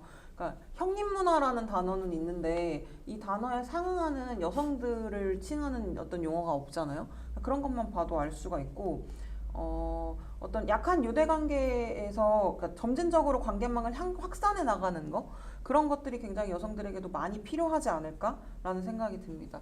이게 너 내 동료가 되라. 아니 동료 되겠어요? 너 내 동료가 되라. 다시 한 번만 해보세요. 예? 너 내 동료가 되라 라고 싫다면? 네? 그렇게 말할 수 있는 걸 거창하게 말하면 그게 커넥팅이 아닐까라는 생각이 듭니다. Connecting. 저희 회원분들이 MF 들어와서 가장 많이 해주시는 말씀 중에 하나가 저 혼자만 비혼인 줄 알았어요 라고 많이들 얘기를 하시거든요. 그 진짜 비혼 여성들 찾기가 어려워요. 그냥 일상생활 살면서는. 근데 이거 들으시는 분들은 뭐 꼭 비혼 찾아야 돼요 라고 생각하실 수도 있는데 사람마다 뭐 생활 양식, 가치관, 그 다음에 뭘 이제 추구하냐에 따라서 똑같은 물건을 봐도 전혀 다른 견해를 갖고 얘기를 하잖아요. 그래서 저희는 비혼 여성들끼리 좀 더 이제 잘 니즈가 맞으니까 그런 여성들을 연결해주는 다리가 되고 싶었죠. 그래서 MEF를 통해서 보다 이제 좀 더 긴밀한 유대관계를 형성하고 이 안에서 뭔가 좀 자기 자신으로서 잘 살아가실 수 있도록 그렇게 하고 싶어서 움직이고 있습니다. 여러분 중요한 게 저희가 지금 시간이 많지가 않아요. 그래서 일단 하던 얘기 조금 넘기고 원래 성공한 이야기들은 다른 데서도 많이 들으실 수 있으니까 이번에는 삐걱거렸던 이야기들, 어디서 듣기 힘든 그런 이야기들을 시간 관계상 조금 집중해 볼까 하는데 속성 강의처럼 뭔가 보여드리겠습니다. 저희가 지금에야 이렇게 하하호호 웃으며 일을 하는 관계지만 사실 처음에는 시행착오가 정말 많았어요. 뭔가 강연 준비를 하면서 저희끼리 이야기를 좀 해봤는데, 그러니까 서로 좀 그때도 또 다른 생각들을 하고 있는 것들도 있었고, 그 갈등들을 쭉 이렇게 늘어놓고 생각을 해보니까 그 갈등 자체에도 공통점이 좀 있더라고요. 이게 뭔가 강연을 들으시는 분들도 어디서에선가 동아리를 해보시거나 아니면 뭐 조별과제 하다못해 이런 것들을 해보셨을 때도 느끼셨을 수 있는 그런 감정들이 아닐까 생각이 드는데요. 바로 여성들에게 보편적으로 요구되는 성향 때문에 발생하는 문제들입니다. 예를 들어 뭐 착해야 한다, 배려가 깊어야 한다, 친절해야 한다 등등인데요. 뭐 요즘에 이걸 대놓고 너 착해야 돼, 착하게 굴어야지 땡 이렇게 얘기하지 않지만 우리끼리 암묵적인 룰이라고 할까요? 그걸 지키지 않았을 때 뭔가 압박감이 들기도 하고 다들 그런 경험 있지 않으신가요? 뭐 친절하면 안 되나요? 친절하면 사회생활 원활히 잘 흘러가지 않을까요? 라고 얘기하실 수 있죠.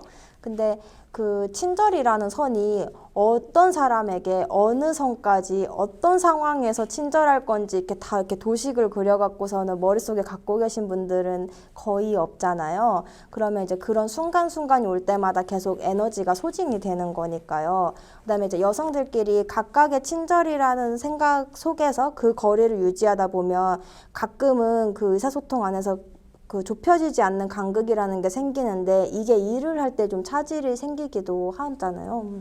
맞아요. 물론 일을 하면서 모든 일이 원만하게 잘 해결이 되는 게 가장 베스트겠지만 그럴 수 없다는 거 우리 모두가 알고 있잖아요. 근데 특히나 또 여성들의 조직에서 서로에게 되게 조율하고 죄송합니다.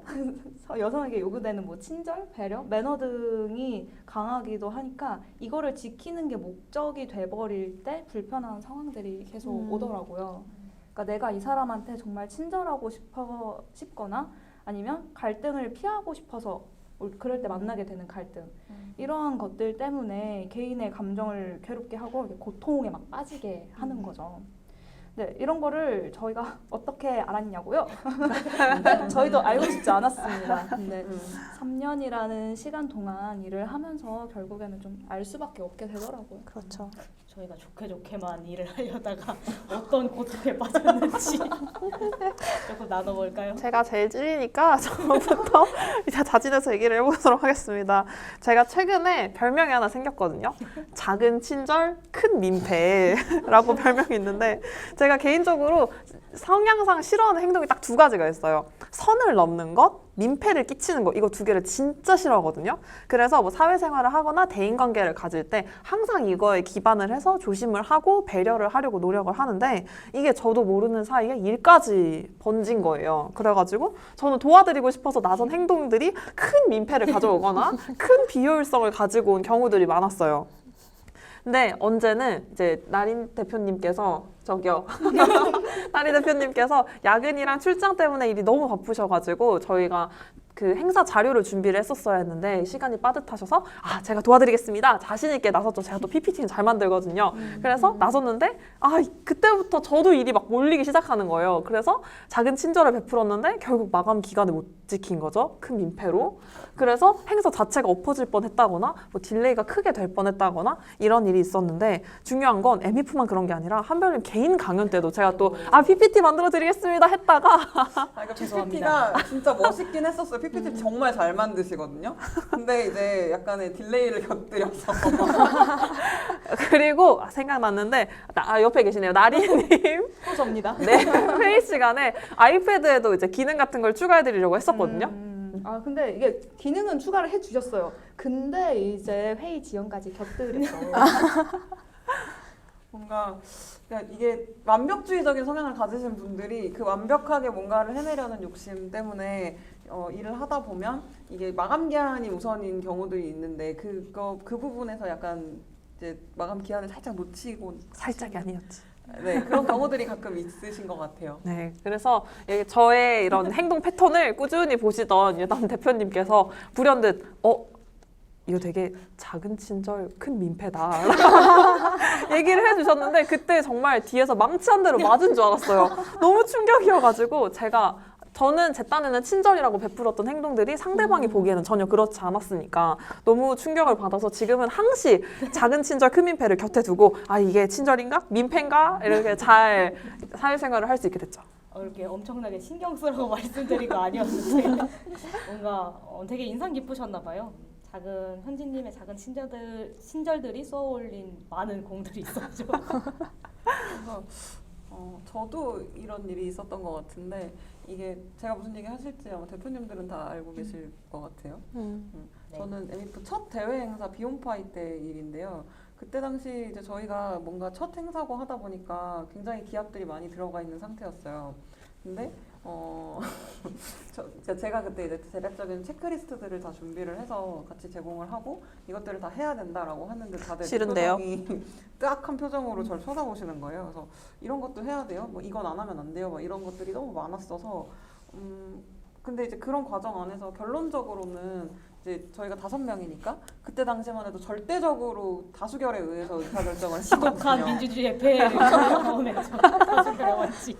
반대합니다. 제가 봤을 때는 아무리 봐도 이건 꼭 해야 하는 것들인데 이거를 다 생략하고 이제 가수결의 원칙에 의해서 항상 4대1로 제가 막 주장했던 것들이 탈락하는 경험들을 좀 여러 번 했었는데 그래서 결국에 제가 하자고 했던 뭐 포스터 출력도 안 하게 되고 회원분들을 스텝으로 모시자 이렇게 막 주장을 했었는데 그것도 이제 회원분들에게 민폐가 되고 싶지 않다라는 생각 때문에 이제 그것도 기각이 됐고 뭐 이런 식으로 해서 제가 꼭 해야 한다고 생각하는 것들은 막 우겨서 하긴 했어요. 저도 성격이 이렇게 만만치 않기 때문에 그렇게 해서 하긴 했지만 그렇게 하면서도 내가 이 사람들이 나를 미워하면 어떡하지? 날 싫어하면 어떡하지?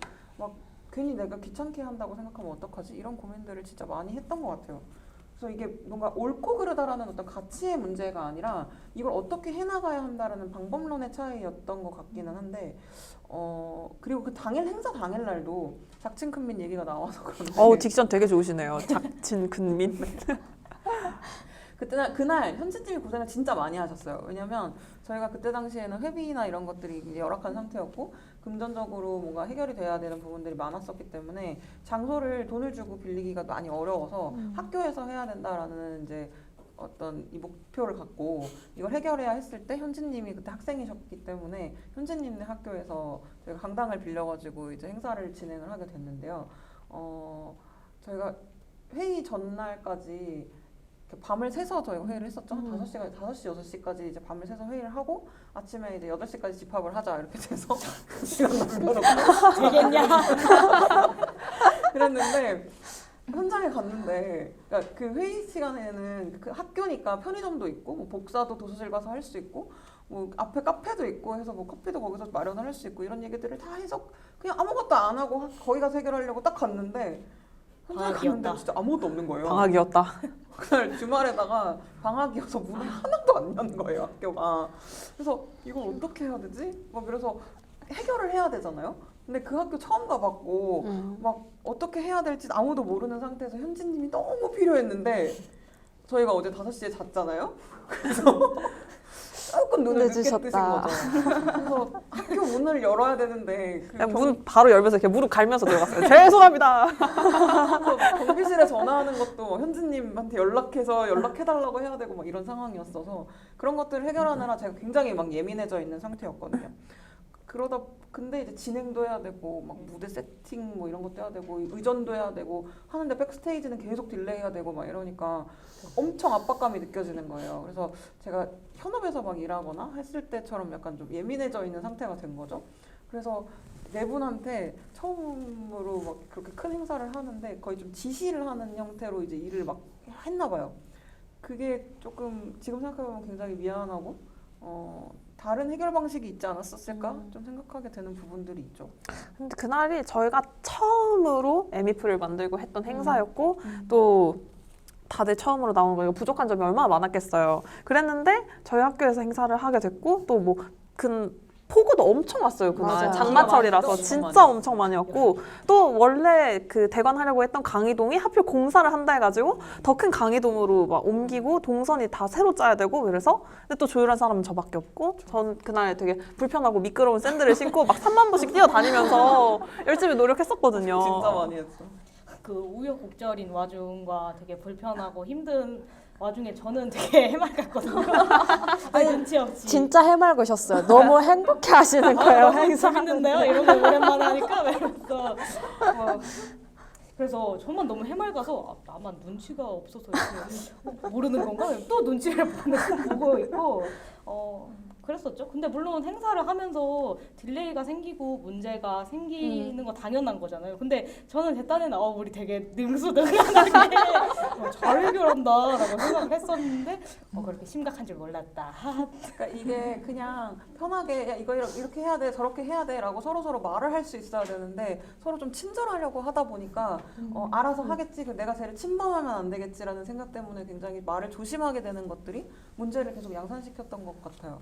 근데 이게 행사 후에 거짓말처럼 2주 동안 공동대표들 방에 정말 단 한마디의 카톡도 올라오지 않는 거예요. 예. 싸늘하다. 그래서 이거 어떡하지? 막 이러다가 어쨌거나 저희는 회원분들이 계시고 단체를 계속 운영을 해야 하니까 하다못해 단체를 해산하려고 하더라도 회의를 해야 되니까 만나자고 해서 이제 그때 강남에서 만났었죠. 또 그것도 저희가 격주마다 회의를 하니까 때가 돼서 그냥 간 거잖아요. 업무감에 그래서 오늘 이제 그렇게 해서 피드백을 하는데 그 피드백 회의에서 얘기를 각자 듣는데 와 이걸 들으면서 이거 어떡하지? 막 이런 생각이 드는 거예요. 이대로 괜찮을까? 막 이런 생각이 엄청 드는데 저는 그때 어떻게 되든 이걸 해내야지라는 생각 때문에 굉장히 저 혼자 조바심이 많이 나는 상태였고 그것들이 다른 대표님들한테 이렇게 발현이 되는 과정 안에서 네 분한테 굉장히 아까 예단료는 아니라고 하셨으니까 세 분한테 저는 지금 되게 상처를 드리게 된 것 같더라고요. 저 지금 본의 상처 아니게. 받았습니다. 그래서 이걸 어떻게 해야 되지? 막 이런 얘기들을 하고 있는 와중에 현진님이 그때 저한테 되게 충격적인 말씀을 하셨거든요. 그 회의 자리에서 나는 그런 취급을 받으려고 에미프를 같이 하겠다고 한 게 아니다. 그러니까 이런 취급을 받고 일을 할 거면 난 단체 운영을 하지 않겠다라고 말씀을 하셨어요. 진짜 그렇게 말했어요? 네. 네. 네, 정작 시 하나 틀리지 않고 어유 작은 네, 그냥 그래서, 예. 그걸 보면서 내가 굉장히 이 비혼으로 살아가면서 내 주변에 두고 싶은 분들과 단체를 만들자고 얘기를 했었던 거였는데 이 사람들이랑 이렇게 관계가 틀어져 가면서까지 내가 이 단체를 운영을 해야 하나? 라는 고민이 들었고 진짜 그때는 공동대표에서 사퇴를 하려고 생각을 하고 있었거든요. 근데 이제 그 자리에서 결론을 낼 수가 없으니까 우리 일주일 뒤에 만나자라고 하고 그 회의는 이제 무산이 됐는데 그리고 나서 그 일주일 동안 진짜 거짓말 안 하고 한 10번 이상 온 것 같아요. 마음고생이 심하셨군요. 여려.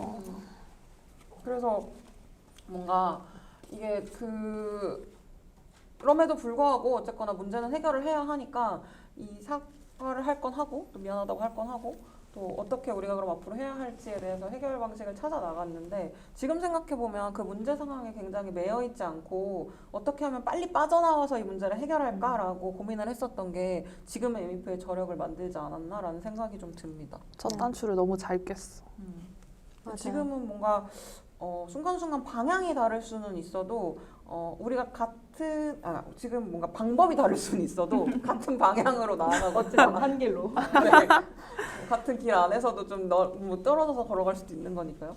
하지만 한 길로 나아가고 있다라는 어떤 확신이 있고요. 지금 저한테는 굉장히 최고의 친구들이 이 5명이 아닐까 생각합니다. 네. 근데 결국에는 저희가 이러한 과정을 다 겪었기 때문에 지금과 같은 좋은 건강한 관계가 만들어졌다고 생각을 해요. 근데 이때가 제가 지금 생각해 보면 이제 막 서로가 막 뚝딱거리면서 합을 맞춰 나가는 딱 그런 시기였던 것 같아요. 다들 저희가 화목하게만 일하고 그런 줄 알았죠. 하하호하고.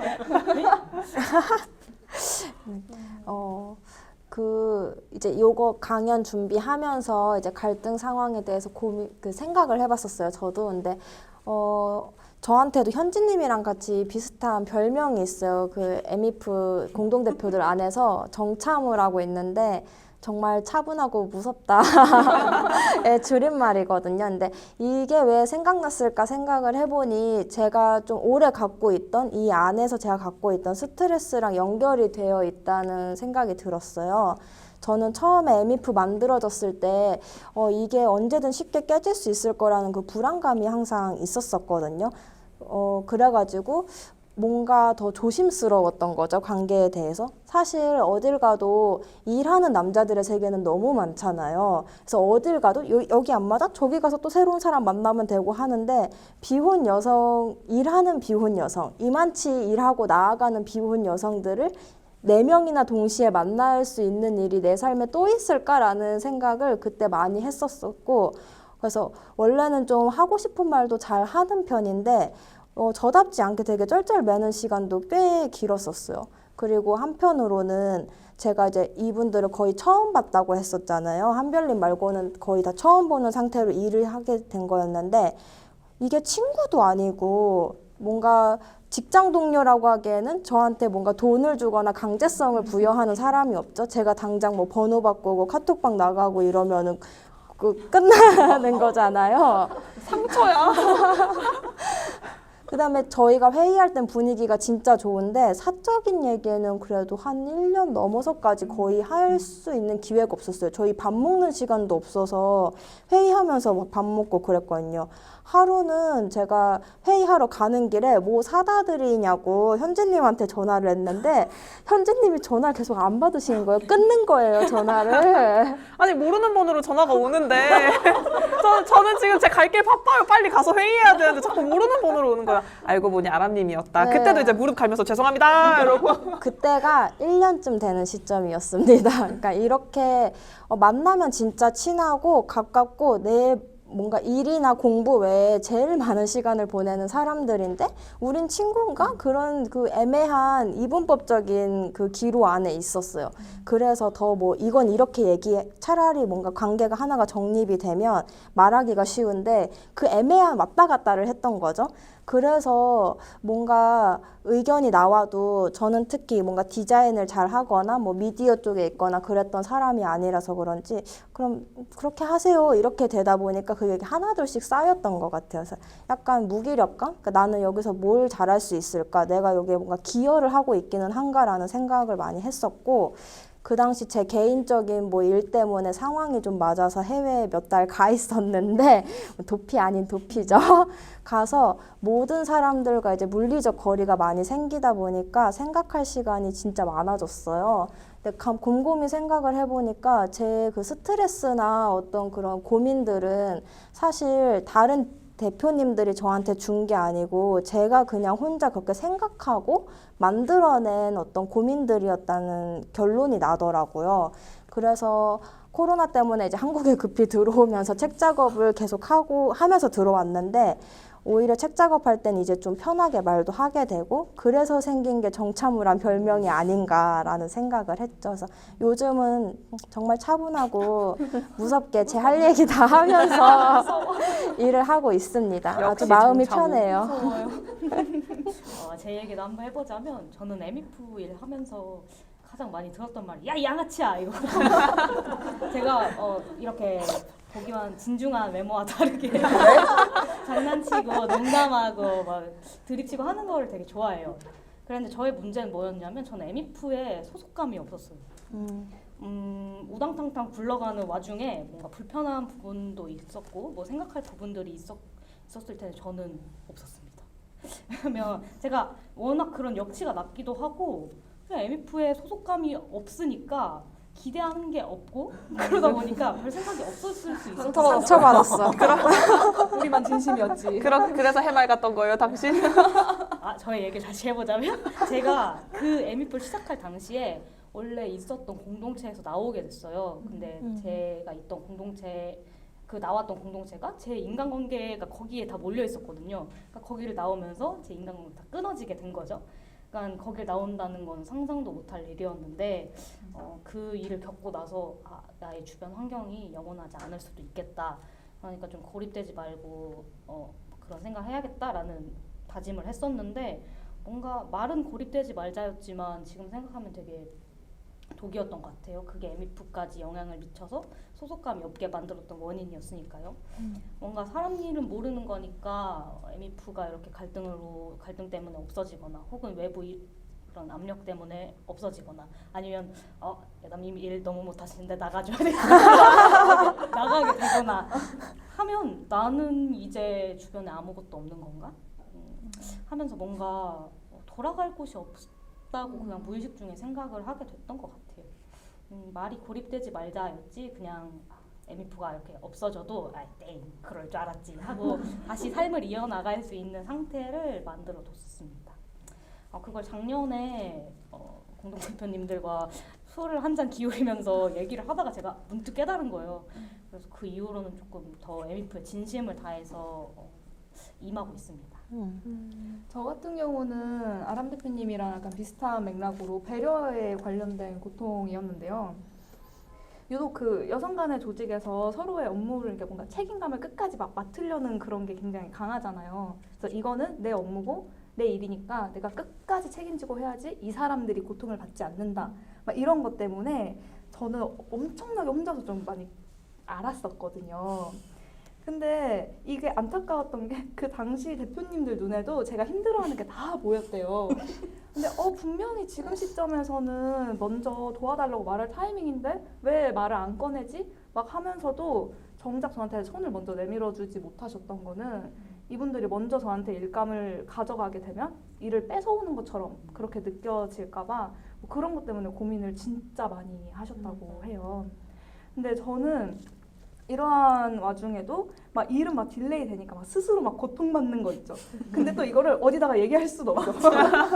근데 그때 당시에 제가 그 부정적인 감정은 사실 뭐 나누는 거에 대해서 이걸 나눈다고 이게 막 감쇄가 되는 게 아니라 굳이 그러지 않아도 될 사람들까지 같이 힘들게 만드는 감정이다라고 그렇게 혼자 생각을 하고 있었거든요. 그러니까 당연히 저 혼자 끙끙 앓았겠죠. 근데 아무래도 이게 우리가 3년 동안 그래도 같이 이것저것 막 일을 하면서 서로의 관계에 이제 신뢰가 쌓이고 그러다 보니까 제 생각도 차츰 변하더라고요. 내가 이렇게 힘들다고 말을 하는 게 부정적인 감정을 이렇게 옮기는 게 아니라 그래도 서로가 상황을 맞춰가면서 할 수 있는 거는 서로 돕고 좀 유동적으로 일을 해나갈 수 있는 그런 방식이라는 거를 깨닫고 나서부터는 뭔가 나의 이 책임 안에서 일을 끝내지 못한다는 거에 대한 그런 감정 그리고 약간 부담 이런 것들은 좀 자연스럽게 해소가 잘 됐어요. 당시 나리님이 엄청 바쁘셨고 그게 진짜 너무 사람이 하루하루가 이렇게 말라가는 게 느껴지는데 그렇다고 해서 제가 뭐 나리님 디자인 제가 해드릴게 이렇게 할 수가 없잖아요. 저는 그림판밖에 못 쓰는 사람이거든요. 그래서 또 그때 저만의 늪으로 이거를 이렇게 말을 해야 되나 뭐 저렇게 뭐 개인적 상황을 알아주듯이 말을 해야 되나 아니면 그냥 일적으로 이건 이 시간에 못 하셨으니까 이렇게 해야 되나 그러면서 또 저만의 그 고민의 늪에 빠져 있었던 거죠. 그러니까 결국 서로의 고민의 늪에 빠져서 그 간극을 메우지 못하는 그런 참사가 벌어졌다는 거 추억이네요. 약간 그거 같아요. 가위바위보를 한다고 하면은 나 바위 낼 거야 이러면 저 사람이 바위를 내니까 나는 보자기를 내야지. 아닌가? 바위를 내는 게 맞나? 아닌가? 가위를 낼까? 아니 다 보자. 하지만 바위가 아니었다면? 이런 느낌 같거든요. 오히려 너무 그렇게까지 돌려서 생각 안 해도 되는데 너무 깊게까지 생각을 하다 보니까 오히려 이게 더 역기능을 발휘하게 되는 것 서로 같거든요. 배려를 해준답시고 음. 그렇게 된 거죠. 맞아요. 갈등을 피하기 위한 갈등? 그러니까 그게 더 심화가 됐던 게 어떤 학교라던가 지역 기반의 어떤 공동체에서 저희가 만난 거라면 그런 부분이 좀 덜 했을 수도 있는데 왜냐면 싫어도 봐야 되니까요. 근데 지금 같으면 그러니까 저희 같은 경우는 완전히 다른 환경에서 각자 완전히 다른 어떤 토양을 가지고 살던 사람들이잖아요. 그렇기 때문에 아까 아람님이 말씀하신 것처럼 그냥 내가 번호 바꾸고 점수 타면 아무도 찾을 수 없는 상태가 되어버리는 그런 관계 속에서 이게 깨져버리면 어떡하지에 대한 어떤 고민들이 정말 많이 있었던 것 같아요. 그런 이 친절에 대한 갈등, 친절에 대한 배려, 그리고 내 의견을 쉽게 말하지 못하는 것들에 대한 갈등들 이런 거가 사실 남성들이 많이 있는 조직보다 비교적 여성들이 많은 조직에서 굉장히 많이 발현이 되는 경향이 있죠. 맞아요. 근데 에미프도 그거를 온전히 맞추기까지 딱 1년 반 정도의 시간이 걸렸던 것 같아요. 그러니까 얘기해도 되는구나를 알게 된 게 한 1년 반 정도가 걸렸고요. 지금은 굉장히 내가 이렇게 얘기해도 내가 원하는 바를 얘기해도 우리가 가야 할 방향에 대해서 그냥 명확하게 이야기를 해도 우리가 서로 마음속으로 신뢰가 하고 있다라는 거를 굳게 믿고 있는 신뢰관계가 형성이 됐다고 생각합니다. 네, 동의합니다. 동의합니다. 동의합니다. 그러면 그런 신뢰관계가 생긴 지금의 에미프를 생각하면 어떠세요?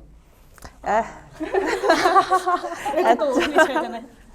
저는 여러분 제 인생은 대표님들을 만나기 왜 이러시는 거예요? 전과 후로 제 나뉘었다고 마음과 생각합니다. 다르네요, 지금. 이게 농담 같지만 진담이고요. 네, 업무 일을 저희가 3년이나 같이 하기도 했고 뭐 업무 외적으로도 이제는 많이 가까워지기도 해서 유대감이 훨씬 많이 생겼잖아요. 그래서 실제로도 제가 지금은 제일 많이 의지하고 있는 비혼 메이트들이거든요. 전 그래서 인생의 디렉터들을 만나기 전과 후로 달라졌다. 짱! 따뜻하네요.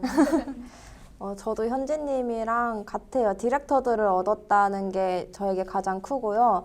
제가 맨날 우스갯소리로 말하던 게 어디 가서 이렇게 일 잘하는 비혼 여성 4명을 동시에 사귀겠냐라는 얘기를 하거든요. 그러니까 언젠가 에미프가 추억의 이름이 돼서 저희 삶의 어딘가로 가더라도 저희 5명의 관계는 남는 거잖아요. 특히 이제 제가 뭐 1대1로 친한 친구 뭐 하나 해서 4명이 있는 게 아니고 함께 있는 5이라는 거에서 오는 그 든든함이 엄청나죠.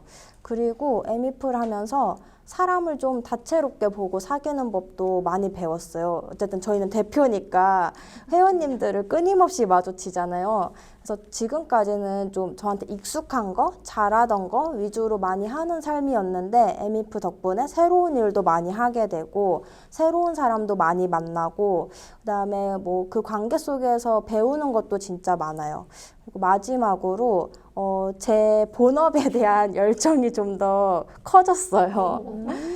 이게 되게 의외일 수도 있는데 되게 누가 저보고 막 너 이제 뭐 몇 살이니까 뭐 더 돈을 모아라 뭐를 공부해라 이러면은 사실 청개구리 심보가 올라오잖아요. 사람이라는 게. 근데 제 주변에 항상 열심히 사는 막 달려나가는 여성들이 옆에 잔뜩 있으니까 그걸 보고 되게 힘을 얻고 많이 배우고 그러니까 약간 그렇게 롤모델식으로 서로가 서로에게 역할을 하면서 이렇게 만족감을 많이 받고 있어요. 되게 충만하다고 해야 되나? 그래서 그런 사람들이 옆에 있다는 게 진짜 감사할 따름이죠.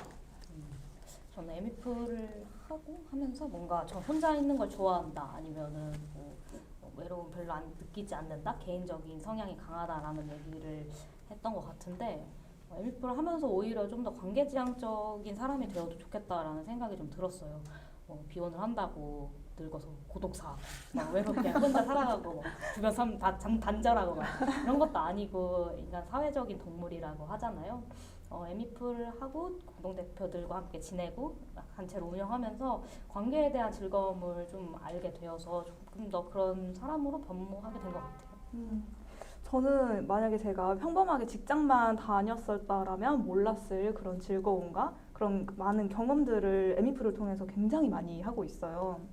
그리고 행사를 하면서 정말 다양한 분들을 만나게 되는데 그럴 때마다 제 세상이 조금씩 넓어지는 것도 느껴지고 우리가 행사를 하나하나 끝낼 때마다 각자가 성장하는 게 느껴지니까 그게 진짜 뿌듯하더라고요. 그렇죠? 그리고 또한 우리가 이러한 비혼이라는 가치를 같이 가지고 있는 다른 사람과 일상을 공유를 하고 만약에 내가 뭐 필요하거나 뭐 도움을 요청할 때는 서로 손을 내밀고 잡아줄 수 있는 그런 관계가 뭐 한 명, 두 명이 아니라 이제 막 집단으로 생겨났다는 그 사실 자체가 엄청 든든하고 힘이 되더라고요. 근데 그렇다면 이렇게 첫 질문을 주셨던 한별님은 어떠신지? 저요? 저는 원래 되게 사람을 만날 때 깊게 알아야지라고 생각을 하는 편이고 그렇게 사람을 되게 많이 만나고 싶어 하는 편이거든요. 깊게 많이. 네. 그게 가능하다고 안 생각을 되시네요. 했었어요. 근데 그렇게 생각했던 이유 중에 하나가 좀 타인에게 인정을 받는 것에 대한 어떤 목마름 같은 게 좀 있었는데 많이 알고 나를 깊게 아는 사람이 나를 인정해 줄 때 굉장히 내가 잘 살았다라는 생각을 하게 했었던 것 같아요.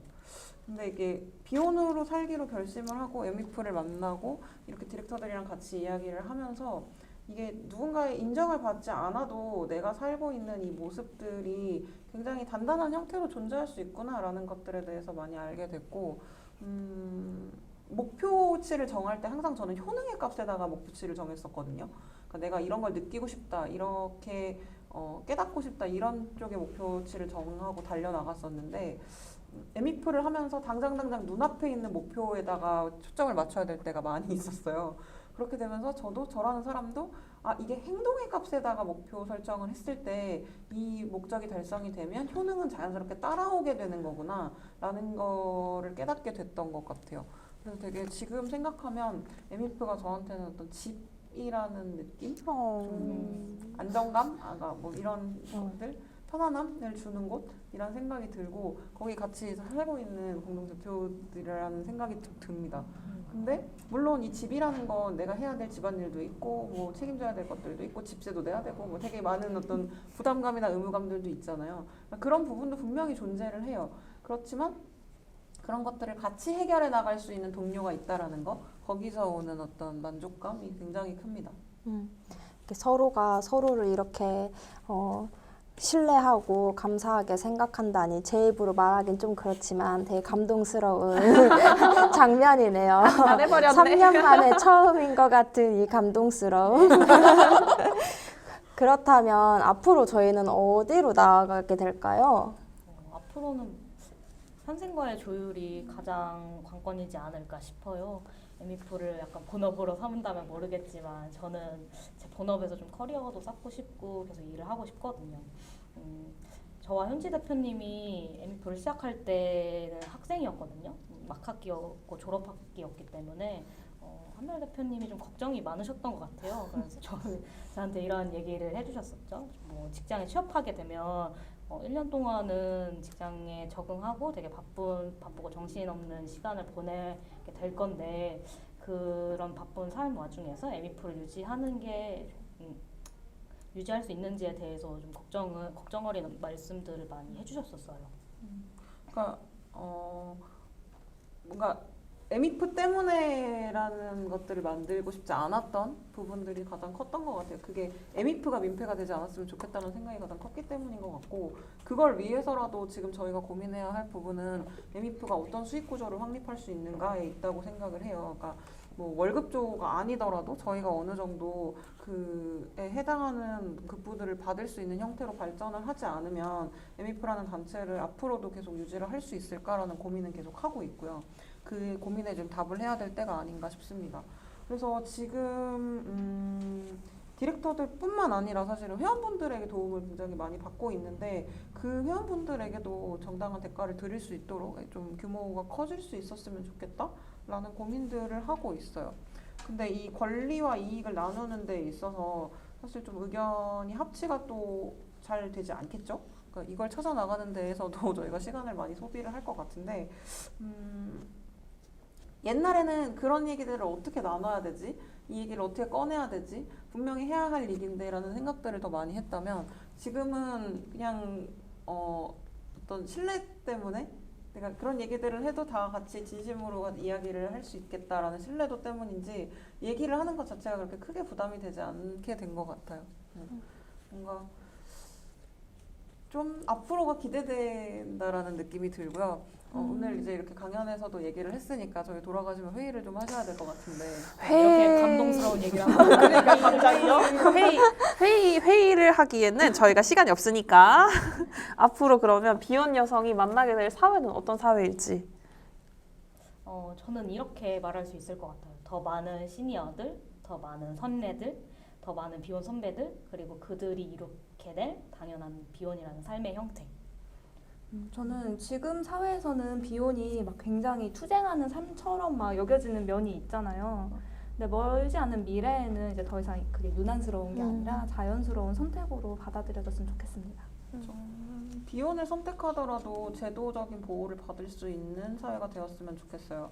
그러니까 자본주의 사회에서의 법은 굉장히 그 최소한의 어떤 보호를 얘기를 하잖아요.